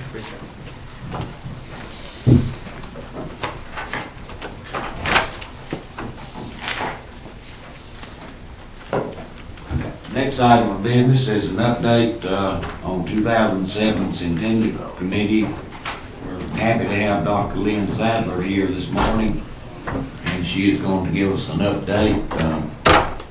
I noted the fine article that was in the Take 5 in the newspaper. I think you pretty well covered the whole year. I hope so. Thank you, and I think I bring happy. Yeah. So if you're looking for happy, I think we have it. Okay. That's good. Yeah. I like happy.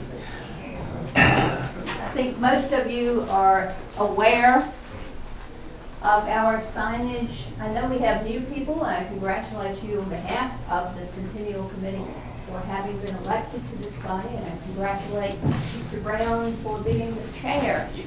Most of you have seen this probably. We are now, of course, out of our planning phase and in the real year. And this whole year we will be doing the Centennial and celebrating it. Let me tell you some things that have happened already. If you have not seen the historical calendar, it is wonderful. There's absolutely no doubt about it. All of the pictures are different from those in the equally wonderful Hare and Seymour book. This is on sale. We have a whole list of commemoratives, and in the material that is going around, you will see that group of a list of that group and how they can be ordered. Yesterday, I closed on an official videographer for the Centennial. So we will have someone who is taping every one of the special events. And at the end of the year, we will work on editing a DVD of the entire Centennial. Can you share This this will be, it is Ashley Hinman, Okay. and he will be doing 2 cameras for every event, and he begins Tuesday night. Our official opening event is Tuesday night, and I think all of you know that.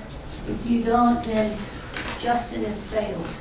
If you don't know that Edwin C. Bars will be here, something has gone amiss with your paper reading, your TV, and whatever. Ed Bars is, bar none, one of the biggest historians we have, not just in the country, but now in the world, because he is giving tours all over it as well. You really should hear him. If you are not going to the banquet Tuesday night, he will be leading a tour of the indoor Wednesday morning at 10 o'clock, and he will be speaking for the Robert E. Lee Society, which moved the celebration on the 200th birthday of Robert E. Lee to accommodate the presence of Mr. Bars. Let me tell you quickly, this is the book. Very few people have seen it. It will be given out Tuesday night to those who have pre-ordered. This is the Indoor Iron Furnace book. The quotation on the back is from Ed Bars. The endorsement means that the indoor iron furnace in the Lee County area will be known all over this country. We have already begun to receive orders from places like the University of Missouri for this book. Ed Bars has written the preface. Ed Bars putting his imprimatur on something means that it is special, and I certainly think that it is. So I hope you will get to hear him one way or other. He is coming back to us for the Lee Reads program done by the library. That will focus on not Robert E., who gets, of course, a sculpture and who gets a birthday celebration and many other things. But the Lee Reads program will focus on his father, Light Horse Harry, who actually was in Lee County. Ed Bars is just being wonderful to us. My husband and I traveled a great deal with him. We quickly became members of what is known as the Bars Brigade, or the Bars Groupies. It's the first time in my life I have ever been a groupie. My husband also is a groupie. Do not miss this man. He is wonderful. He is well in his 80s. I have never seen anything like it. I'm the only person who can keep up with him on the tours. Don't tell him I said that. Anyway, he is truly a remarkable individual. One sour note for us has been, of course, the loss of my co-chair, Donna Bowie. We've lost a number of people to illness. We have moved on. Nobody should ever forget the role Don Bowie played in bringing forward, however, this centennial celebration. We also have something of a downer to announce with regard to the documentary that was to have been made by Norm Allen. I think some of you know that Norm has experienced some difficulties. We were asked to take over the sale of the license plate. We are doing that at a reduced price, and Norm also asked me to remove the documentary from the calendar. If he is able to produce it, he will bring it forth as a surprise, as he puts it. But those, of course, were never truly parts of the Centennial Committee. Those were individual projects, but we had looked forward to those and had helped him with them. What else are we doing? We have the official birthday on July the 2nd. There's an enormous amount of argument, of course, about when it should be. We will need your help with that. We will be reinterring Jacob Gaster, the one true Revolutionary War veteran who is currently buried in Lee County. We will be seeking your help to celebrate that in March. If we are bringing national attention through bars, we are also bringing statewide attention. I am delighted to say that the North Carolina Society of Historians, for the first time ever, is coming to the heartland of North Carolina for its annual meeting. And it is coming expressly to help us celebrate the centennial. And we will be putting on a play about the history of tobacco in Lee County for that particular group. We also, of course, in February are bringing forth the first major centennial play called Lee Ways. I am happy to announce that, having stayed up almost all night, I happily turned that over this morning to the director, Ann Edens. So I have a little bit of breathing space at last. Are there questions from you? We're doing in Brownstone lectures. We are doing everything. We have 4 dances coming up. I personally expect to have every gentleman on this board sign my dance card, and my husband stands pledged to sign your dance cards for those 4 fundraising dances. What else can I tell you? We're doing art and literature on the level of ekphrasis, combinations of the arts, which is really cutting edge stuff that's being done around the country. This is exciting, people. I hope you're happy. Mr. Reeves, smile. This is great stuff. It really and truly is. I wish I could do. Well, that brings me, actually, we have asked for no money. You have given no money. Mr. Paschal has made it clear to me that the burden of proof is on us. Every tub on its own bottom and that kind of thing. We have been blessed to have David Spivey at Jones Printing become a kind of jotting down store for us. We were actually able to pay him $2,000 recently. The things are beginning to sell. I'm not sure, Mr. Reeves, that you will be at all discomfited. Then I'll smile. Okay.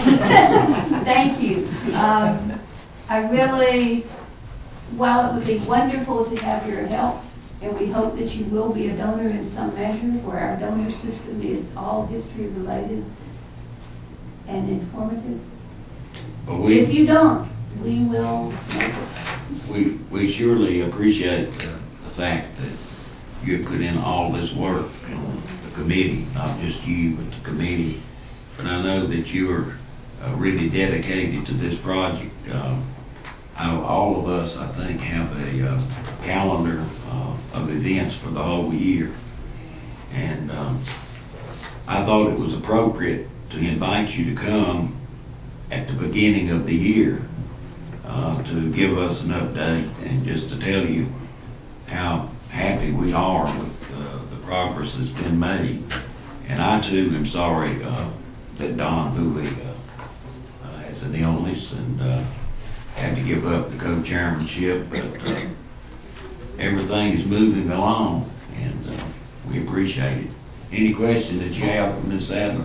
I'd like to say thank you, and what just a great thing history is for Lee County, because we have such rich history. And I was going to ask, do you have any plans in regards to sharing this information with the school system so that they can incorporate into just local history for the kids? Because it's so important that we know where we are and where we came from. When the official calendar of events comes from the printer, where it is now, there is a long preface about the history, about the people who need to be thanked. But among others in there, we talk about a project that was done by the school system for fourth graders. And one thing I want to do, because it is so wonderful, I just can't tell you how impressive I found it when it was brought to my attention. One of the things we want to do is update it.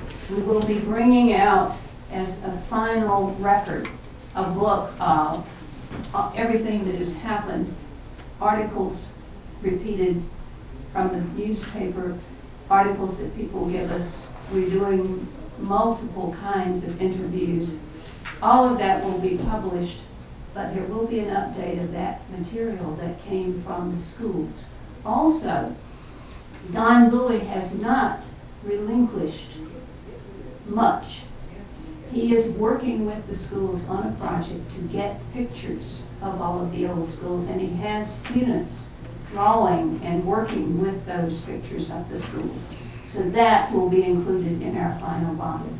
Yes, we have lots of things like that happening.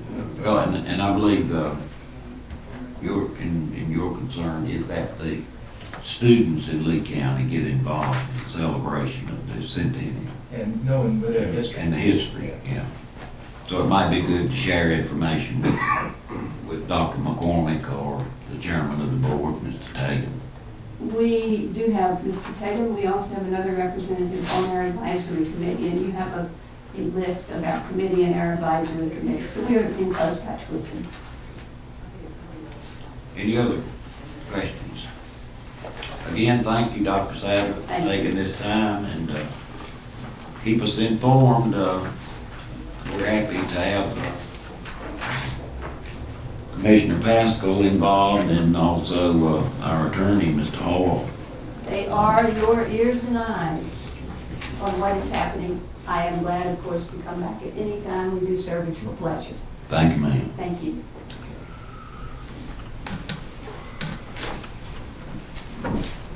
Yeah, I now recognize the county attorney, Mr. Hall. Mr. Hall, you might as well go ahead and take care of C and D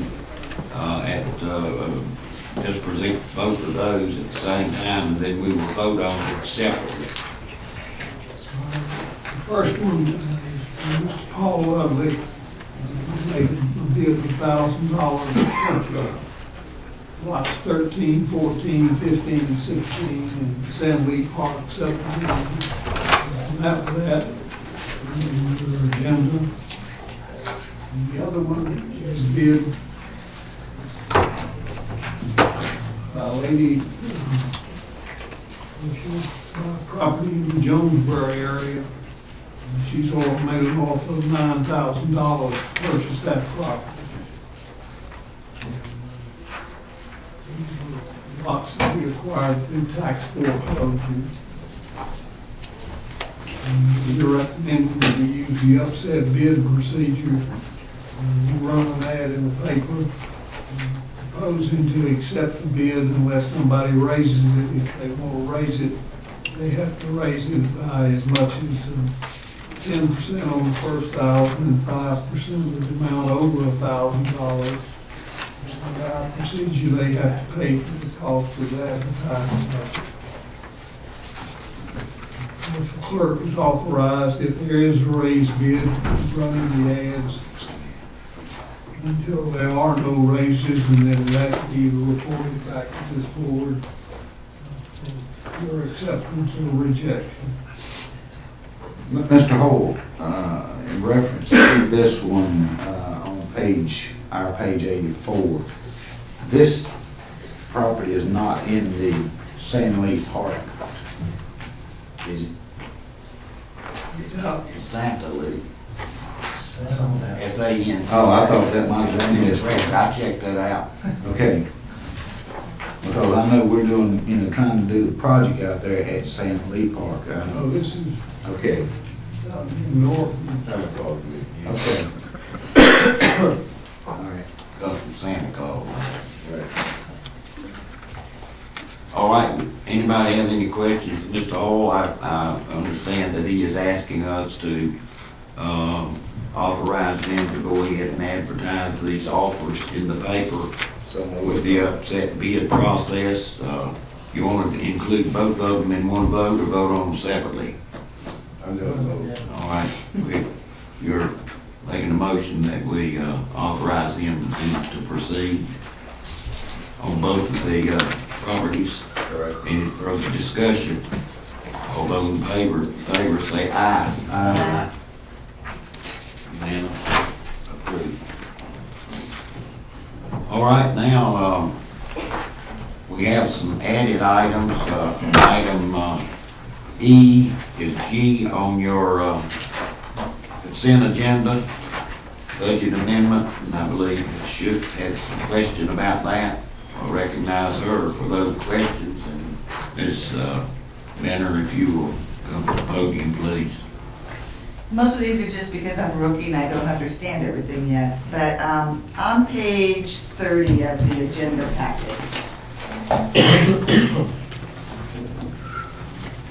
I think this is dealing with some of the grant money, but under the senior services, the last sentence there, my question is, does the Colts program provide transportation for general public passengers in addition to the elderly and the disabled? Yes, ma'am. They offer transportation to the health department. They offer transportation for people to get to work and to shop, etc. They have to pay a fare unless they qualify for particular funding through one of the programs. So they do pay a fare. Okay, because that was something new to me. I didn't know we offered it to the general public. Second, social services. I'm not familiar with the crisis intervention prevention. What are the source of those funds? It is, give me 1 second, it's state funding for the spots. State Can you funds. speak to that? Probably faster than I can find it. It's for individuals that have a heating-related crisis, and they're in danger, with a medical emergency or something like that. So it's just some funding that we receive every year to use to pay for heating and cooling crisis. I just didn't know what the source of the funds were. So this is a state Right. appropriation. Okay. I think it actually starts with federal money and comes through the state. We're like a subcontractor. Okay. And the next question I had related to the transfer to the BRAC. Let's see. if we can find that. 42? Pages, yes, page 42 and 43. On page 43, it appears that we got an invoice for our county's Tier 1 share for $8,328.50, but yet we're transferring $12,000, so I just... We have also incurred expenses related to the Atlanta show that was done, relocation fair that was done in Atlanta for some of our staff and commissioners to attend that. We also paid for the DVDs that were made. Now, the city and EDC had helped share those costs, but our costs made up at just about $3,000 and some dollars, and I knew we needed some additional expenses, so we went ahead and did even $12,000 so that they would have some money there. We wouldn't have to keep coming back to you every time they needed to spend money there. I think that's my last green tab in that section. Okay, that was all I had for that. I just needed those questions. Satisfied? I am. Okay. Well, we need a motion to approve this item G on our consent agenda. Move to approve. Any further discussion? All those in favor say aye. Aye. Any opposed say no. So ordered. Thank you. Thank you, Lisa. All right, item F, Mr. Lamont. Mr. Chairman and board members, what I have added to the agenda for today is, while the Environmental Impact RC&D Board that I serve on, we're working to get the repairs done, trying to get the funding grant to do the spillway and the dam. I met with Terry Myers, the coordinator for the environmental impact, took him out there and met with Steve Godfrey, with Tommy Brooks and Darrell Harrington with the Soil and Water. They also asked us to go by the park there at Buchanan Park and look at that as a possible project. And what's happening now is the banks are eroding at a rather rapid rate. The road is washing out that goes over from the parking area there where the ball field is washing out big gullies out in the road that goes down to the stream, and as well as over to the climbing bars and things like this for the children. Plus, we're going to look at replacing that old bridge that goes across there. And that can be done, and I'd like to call John Payne up, the rec director, to show some of the pictures that we're looking at, that you see what's going on and to see what we're trying to do. But basically what I'm doing today is I have a meeting tomorrow night at 6:30 with the RC&D Council in Aberdeen, and this has been added to the agenda to talk about. And what I would like to do is see about this board approving the authorization for the environmental impact to submit the paperwork to do this project. It's approximately 650 to 700 foot. Is that right, John, that we talked about? Replacing that old bridge, doing the work around the road as you come into the stream, and doing the stream restoration. And this is, we talked about it, and we're looking somewhere in the neighborhood of a $75,000 project to do all of that. This is something we feel that can be done mighty quick, do a quick turnaround on it, while we're working on this much larger problem at Sand Lee Park on the spillway and the dam. And I just looking for approval to. I move to approve. You're asking for approval. Right, to do the paperwork for the grant money through the RC, Environmental Impact RC. There will not be a match involved. There might be, but if it is, it will be very minimal. I mean, right now, we're just looking to do the paperwork. Now you come back to us. And I will report back once I come back from this meeting at our next meeting on the 22nd. All right. Motion been made to approve submitting the paperwork for this project. Any further discussion?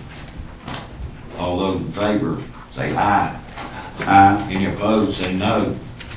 Voted unanimous. Thank you, John. Thank you. Happy New Year. I'll just leave this with. What I'd like to do, John, if you wouldn't mind, let me take one or two. How many do you have? There's 4. Let me have one. You can take these to the meeting. To the meeting tomorrow night, and I'll bring them back and give them to you. That's fine. Okay. If you need better copies than that, I just. This is all we need. This is all we need. Very good. Thank you. Thank you, sir. All right, moving on to item G, update on the mental health. Who do you want that update from, Mr. Board Representative. Stevens? I'm asking because I want to know if you know anything about the lawsuit that's been filed that Mike Watson, Sand Hill was a part of it. No. We have a board meeting this week. So that'll be on Tuesday night. Well, I'm gonna ask that these two articles be placed in our record for this meeting. One is dated January 2nd, 2007. Judge orders mental health service for child. And the second one is reform puts mentally ill in homes for frail elderly. I'm going to certainly suggest that this board, or the board members, if you haven't read these two articles, read these two articles. What paper is that? News and Observer. No. I'll ask the clerk to make copies of them, send them to all of you. I'm only bringing it to your attention because you have the potential of having additional debts to pay. This is a case about a 4-year-old child who was diagnosed as autistic and bipolar. Needs therapy to help him cope with his oversensitivity to light, touch, and sound. They can't find services locally.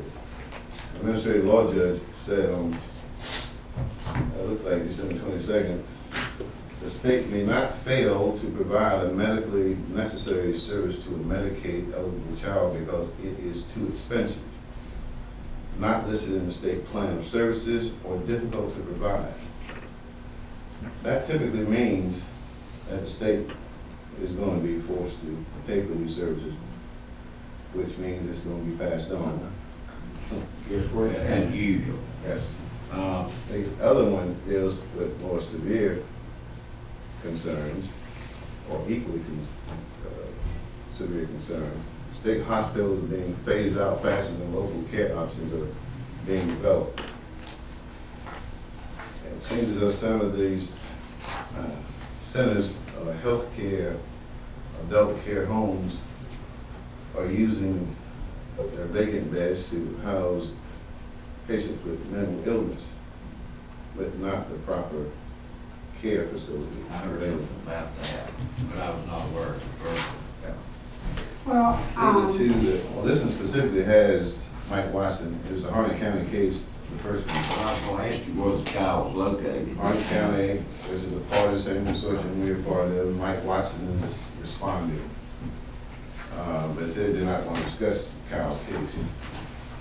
All right, well, I'll just instruct the clerk to make copies of those articles and make them part of the minutes, and also send each member a copy of that order. But Mr. Reed, you said it was dated January the 2nd, and I'll just ask if I'm going to be put in a position where I'm supposed to respond to something, it would really be nice to have had that information in advance. So, no, Are you telling me to give it to you? Well, I know you're not telling me to give it to you because you were going to bring it up at this meeting, and you said it was dated January the 2nd. I'm just asking if you're going to do that. It would be nice to have shared that with me. We could have had Mike Watson possibly to come. And You might want to take time and ask Mike Watson why he hasn't let you know about this. That's what you might want to do. Well, that's not my charge. That's not my charge. And I'm just asking you to let me know. I'm telling you that's not my charge. Okay, Hey, I know you got a meeting. Yeah. Can you address this in the meeting and bring it back to us? The question ought to be, why isn't he addressing it with you? I don't think he's got time to call every board member. So I'm looking for an update on Tuesday night. okay, I've instructed the clerk to make copies of those articles and get them in the hands of each of the members. Make sure that Commissioner Stevens gets it as soon as possible, possibly today. And so she'll be able to address it, what date is the meeting? It is tomorrow night. Tomorrow night? Okay. I will say, over the holidays, I did have lunch with Mr. Watson and told him that we were hoping to get kind of a comprehensive article written out for the newspaper about what is happening with our mental health services, and are people falling through the cracks? How do we identify them? What are we doing about it? And so anyway, he is going to be assembling that for me. So I just want the public to know. Okay, we'll move on to the next item. H, I believe Ms. Shook had some concerns about the EDC. That was Robert. No, Mr. Oh, Reed. Robert, okay. I don't know if you bought your January 5th packet, but it's in there, attachment C. Well, if you didn't, I may well not discuss it until the next meeting.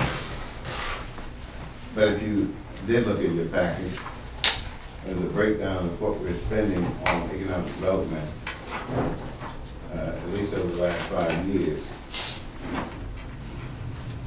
I was hoping that either the manager or Mr. Hewitt would be here to explain where we're going in this direction. I'd also like to ask, are you familiar with any of the 3 changes on the EDC incentive program? The reduction in the amount of money that we're giving for jobs generated through the... Talking about the replacement for the Bill Lee Act, I guess that's what it is. went to a 3-tier system. Yes. I do not understand the differences. You may want to get an update on how that works. It's going to have tremendous impact on the amount of credit we get for jobs. It was 5-tier, right? Yeah, we're in the highest. We were in the 4th out of 5, now we're at number 3. Yeah. Well, why don't we instruct the county manager to have Mr. Hughes here at the next meeting so that you can address any questions concerning this report. And those of you who did not bring it today,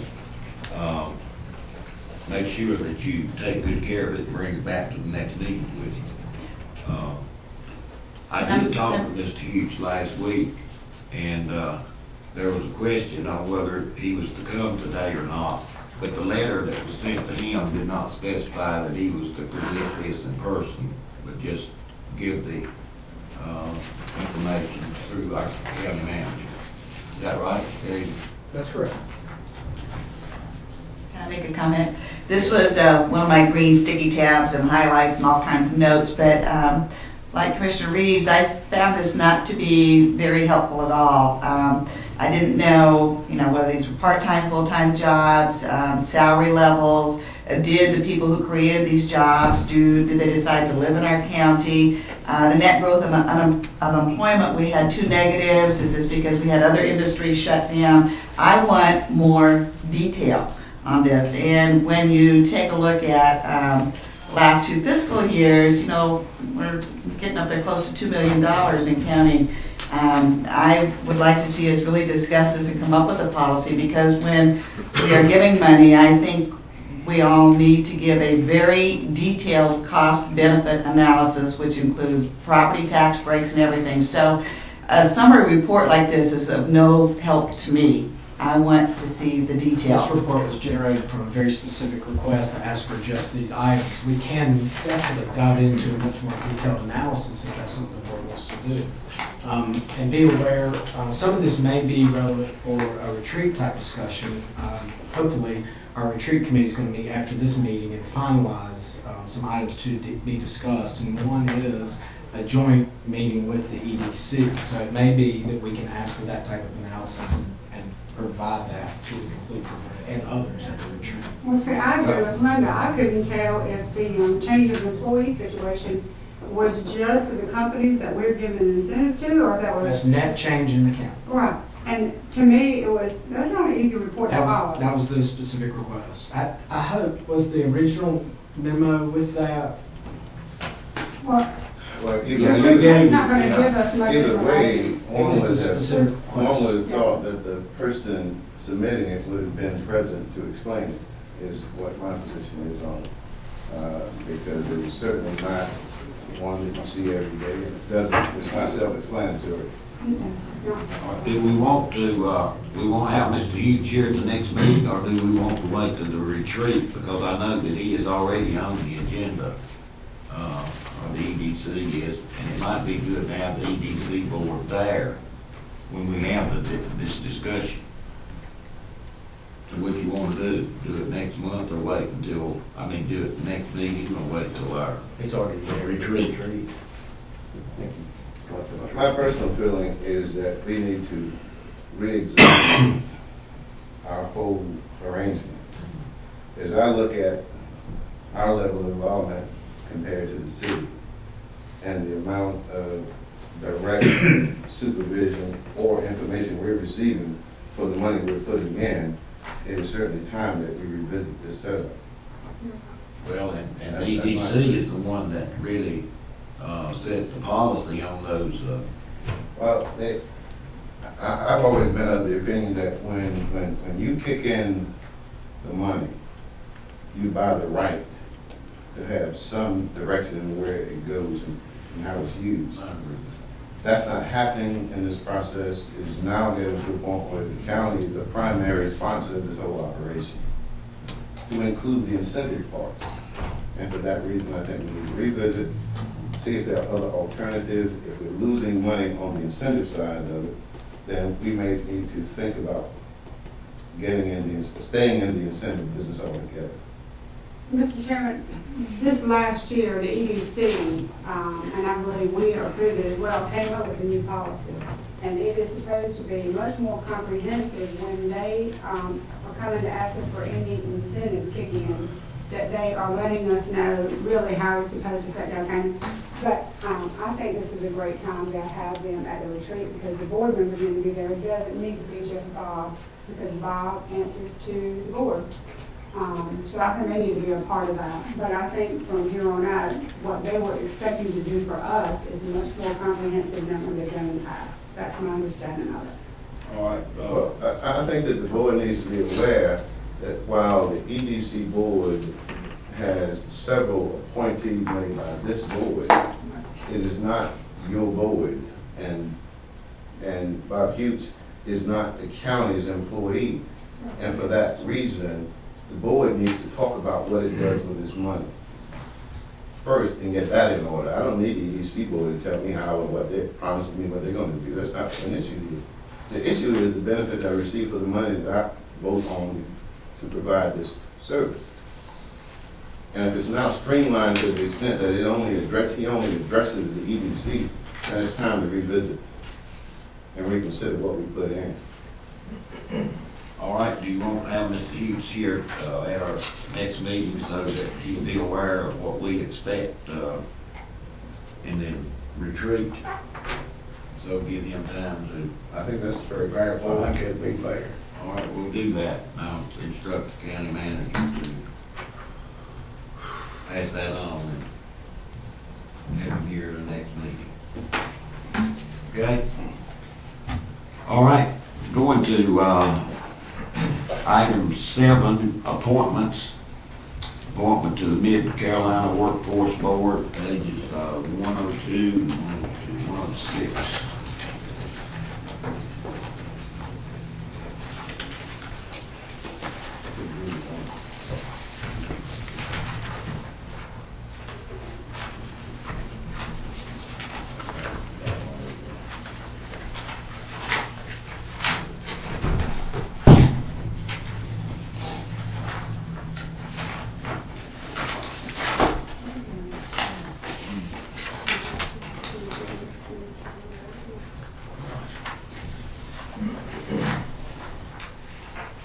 All right, this has been duly advertised in the paper.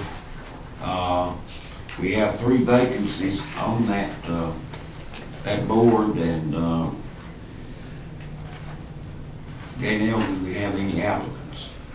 Just the one that's One. in the agenda package, There's one. page 103. Okay. Mr. Slayton, That's Slade. move to approve by acclamation.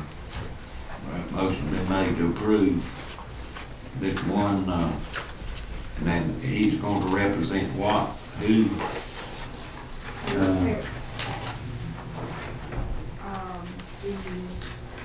On page 105, the one that's listed the third spot, which will be the second one that's vacant. He'll be in the business practice sector. Okay. His term will expire in June of 2009. This is still in the unexpired term.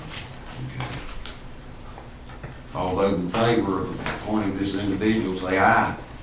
I'm doing that. Any opposed, say no. It's so ordered. What about are you going to continue to advertise, to fill these other 2 vacancies? Well, I think we need to. Which ones? The organized labor and, private sector. I don't much believe you're gonna find anybody in Lee County organized labor. I have tried for months. The fire department, city fire department, the postal service, and there is nobody. And I think Ms. Lee got a correspondence acknowledging that. I think now what we should look at is just filling the positions. They know we have a problem with it. Mr. Brown, Yeah. I did speak with Dr. McCormick at the schools about a possible representative from the educational field, and he's working on that, but has not submitted an application yet. So I'll call him. Okay, Mr. Lamont is our representative there, so we'll, on him to keep us updated. All right, the appointment to the Industrial Facilities Financing Authority.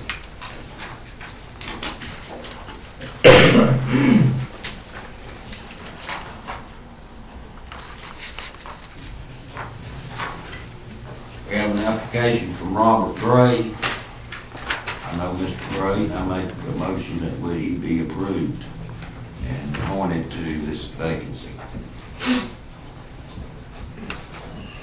Well, he'll do a good job, I know that. I've known Robert for a good number of years. And I guess we need to specify that he be appointed to the vacancy created by Ophelia Pivot. Do you have any indication that Mr. Lawrence will serve? Oh, he's already on there. What's the check mark up to there? There's a vacancy, that very first one. There's a vacancy that we did not fill in June because we had no applications. Okay. We need to advertise that again also. All those in favor of appointing Robert Gray, say aye. Aye. Any opposed, say no. Unanimous vote.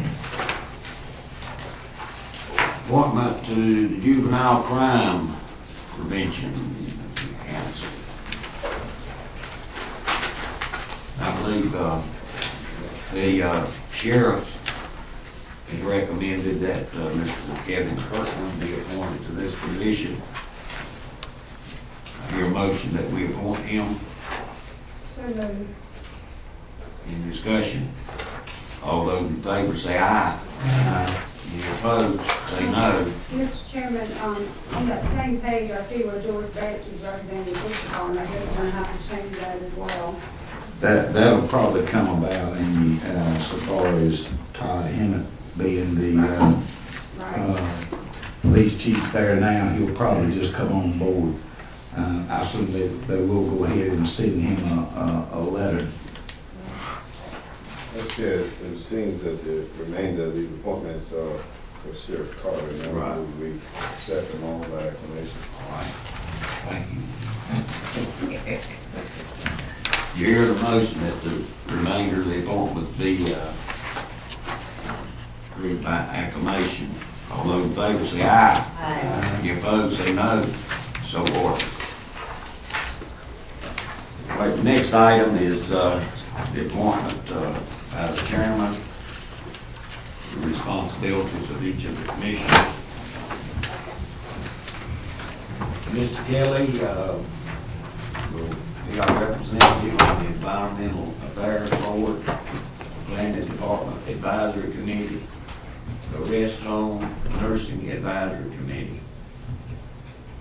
Ms. Chook will be our representative on Downtown Sanford Incorporated, Johnson Lee Community Action, Fire Advisory Board, and Triangle J Council of Governments. Mr. Lamont will be our representative on the Planning Department Advisory Committee, Juvenile Crime Prevention Council, Lee County Partnership for Children, Johnson Lee Community Action, Mid Carolina Workforce Development Board, Interlocal Agreements Committee, and the Lee County EDC Board. Also, I'm on the liaison for the elections board. Just give me a note so I can keep my schedule right. I just say so you can keep it off us. Commissioner Pascal will be our representative on Parks and Recreation Commission, Senior Services Advisory Board, Triangle J Council on Governments, alternate, Library Board of Trustees, and Domestic Violence Task Force. Also, our representative on the BRAC Committee and the Centennial Committee. Commissioner Reeves will be our representative on the Local Emergency Planning Committee, Cable TV Commission, Coach Transportation Board, and the Finance Committee, where I appoint him as chair. Commissioner Stevens will be our representative on the Sand Hill Mental Health Board, Lee County Board of Health, Regional Planning Organization, Board of Education Liaison, and the Interlocal Agreements Committee.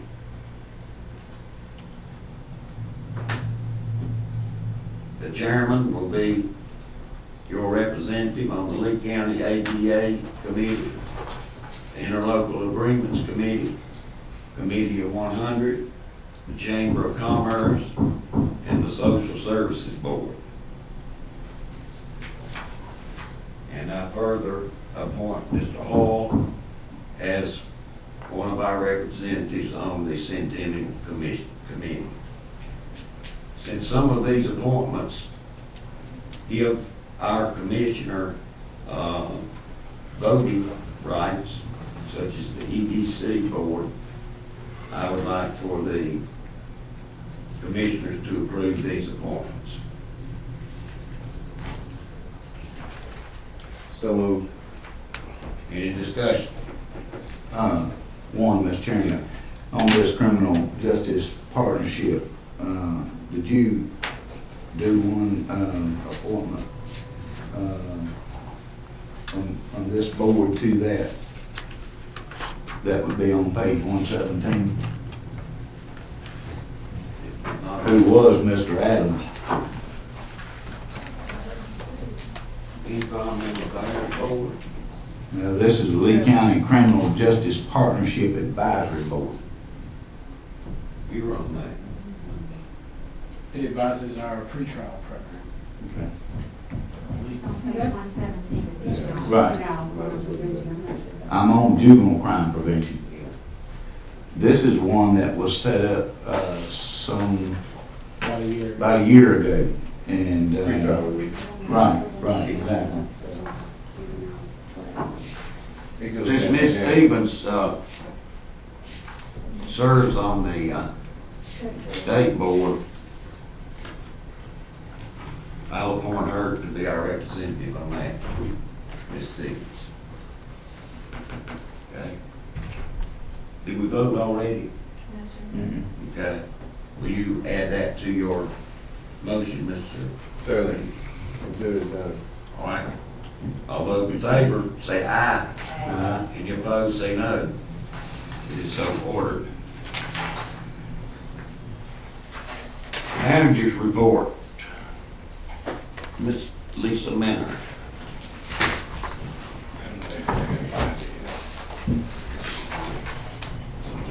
You have the sales tax distribution information for the sales tax we received in December.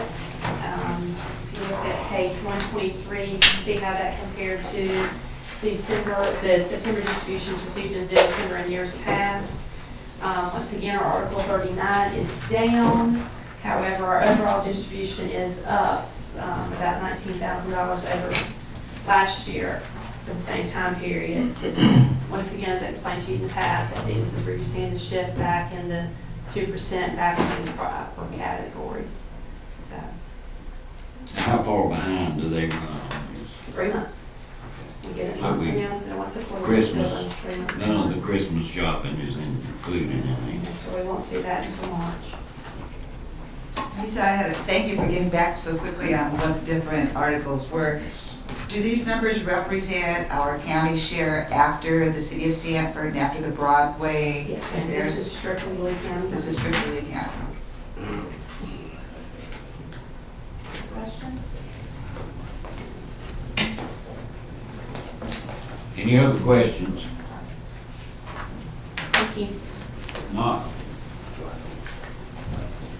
Do I hear a motion that we accept this report from the Finance Committee? Any discussion? All those in favor say aye. Aye. Opposed, say no. So ordered. BRAC update, Lisa Price. Good morning. In your Friday package, you received an email from the BRAC RTF referencing 4 work group meetings that will take place this week. They are the Schools and Education Work Group, Infrastructure and Public Works, that they'll meet tomorrow. And then on Wednesday, the Workforce and Employment and Economic Developers will be meeting. They'll be talking with the consultants, Nova Braddock and Company. They're out of Bethesda, Maryland. They will be consultants in preparing the comprehensive growth management plan. I do not have an agenda of what these discussions will be, but I'm sure we'll be starting the assessment of our current conditions in those areas. Also this afternoon, the Lee County BRAC Coordinating Committee will be meeting to discuss the relocation fair the education and schools fair that's taking place February 7th and 8th in Atlanta. Lee County will be represented by the schools. They'll have their booth, and the community college will have a booth. So actually could be up to 6 people representing Lee County at that fair. I have talked to the private schools. They will be sending material, and I've left a message with Provisions Academy if they'd like for us to send materials down as well. Is this going to be held in Fort McPherson? Yes, in Atlanta. Same location.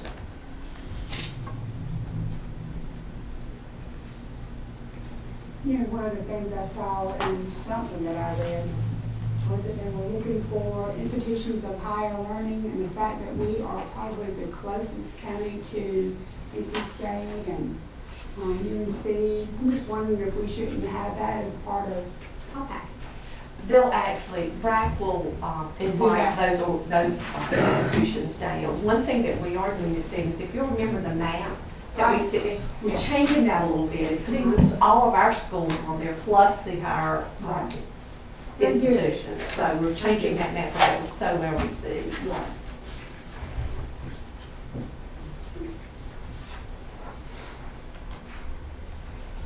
So who's going to be going down to that, Lisa? Do you We'll know? be finalizing that this afternoon. Oh, okay. Okay, that's right. You said you had a meeting this afternoon. Yes. Okay, Lisa, thank you. Thank you.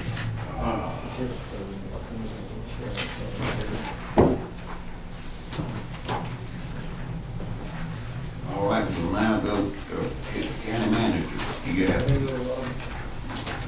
I just want to remind you all of our retreat coming up, the 12th and 13th of February. We are trying to finalize the agenda. We have several guest speakers that will be coming in, and also trying to finalize the location. Our first choice was turned down. It is going to be in Lee County, and hopefully we'll be able to finalize that location for you this week.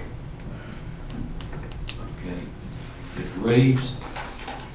I just want to say for the board members here, on this mental health issue that's been discussed,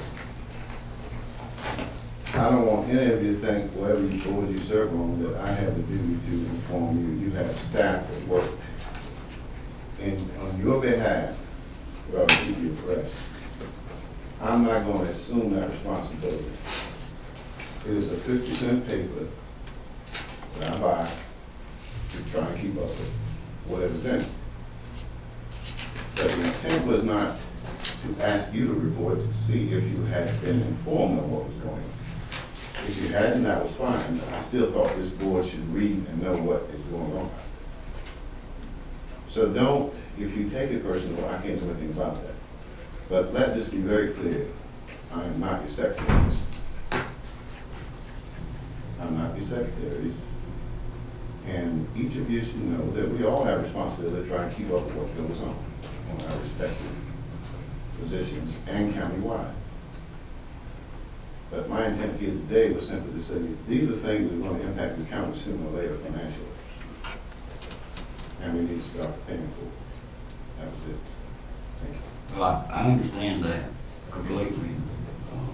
I don't No, know the that request is anybody made. ought to be offended by you bringing it to our attention, because I appreciate it. I knew about one of them, but I didn't know about the child thing. I've had, in years past, I've had another board member ask me to do something like that. And I said, you know, I don't work for you, I work with you. That's not my charge. We have staff that ought to be bringing those things. Just like this thing this morning that came up with the longevity.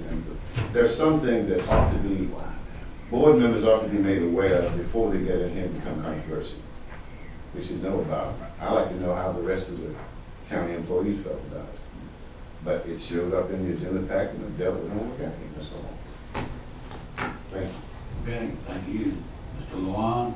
No, sir, I'm going to hand these out. I forgot to pass them out a while ago, but this is the Buchanan Park diagram I got from Don Kabaskis. It shows the creek itself for those who care to have them, because I will be coming back to you on the 22nd. But I appreciate it. Mr. Kelly? I have one thing to say, and just in regards to the Institute of Government, the classes we went to for 3 days this past week. I learned a lot. I think we all learned a lot, and it was very informative as to what we can't do, and as commissioners. But I'll tell you what I really came away from the whole process and dealing with other county commissioners and county managers across the state is that I sure am glad to be in Lee County. Let me tell you, we might not be the top of the totem pole, but we are far cry from the bottom. Amen. And it makes you thankful for what we do have, and the issues we're dealing with are far cry from some of these other counties that have some really, really bad problems that we don't have. And it gives a lot of perspective to me, just as a new commissioner. And I hope the public understands, you know, a lot of the stuff that we do is just completely dictated by the state. You know, that's what I came away with. Thank you, Jamie. Ms. Stevens? Well, I was their mentor, so I was in attendance for most of that workshop.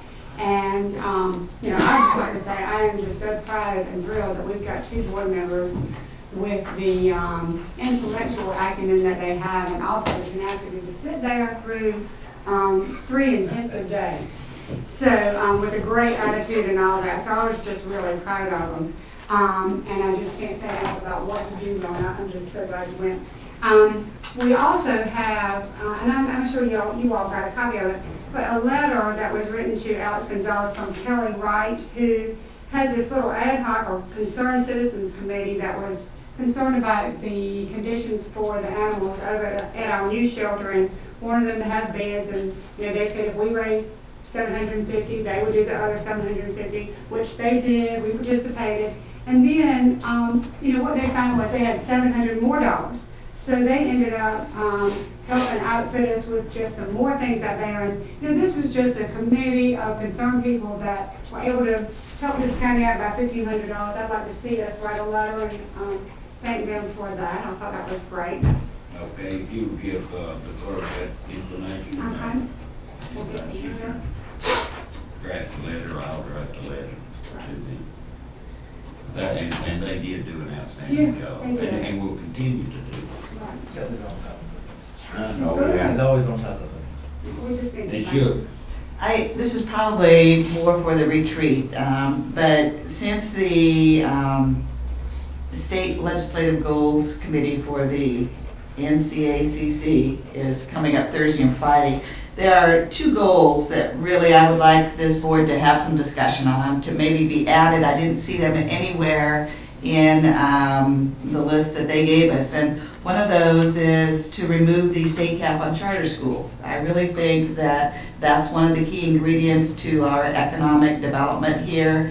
But also, I think we need to provide some alternatives to taxpayers when it comes to new construction. Not saying that we'd ever get a charter school here, but I think we need to, that needs to be one of the legislative goals.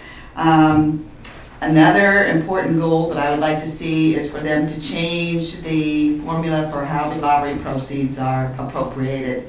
I think top needs to go to school construction.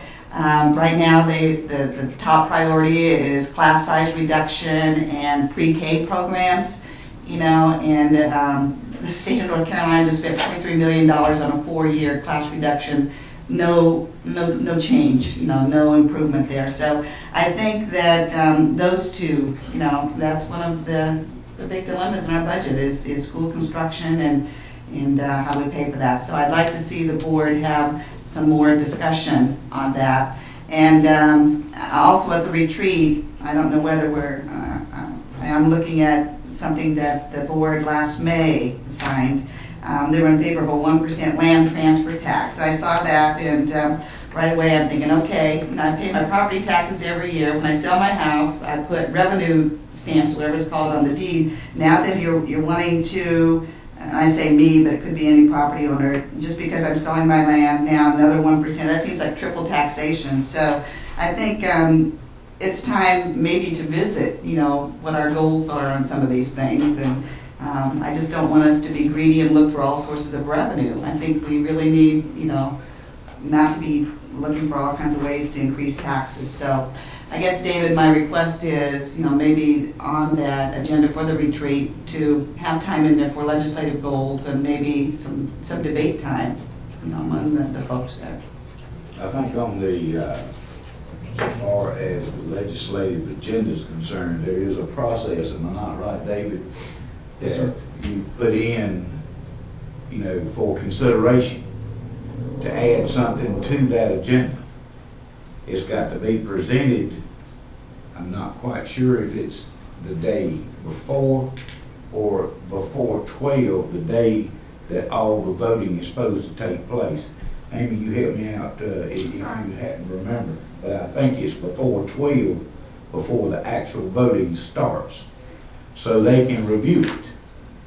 But I think it has to be in the day before the actual vote starts.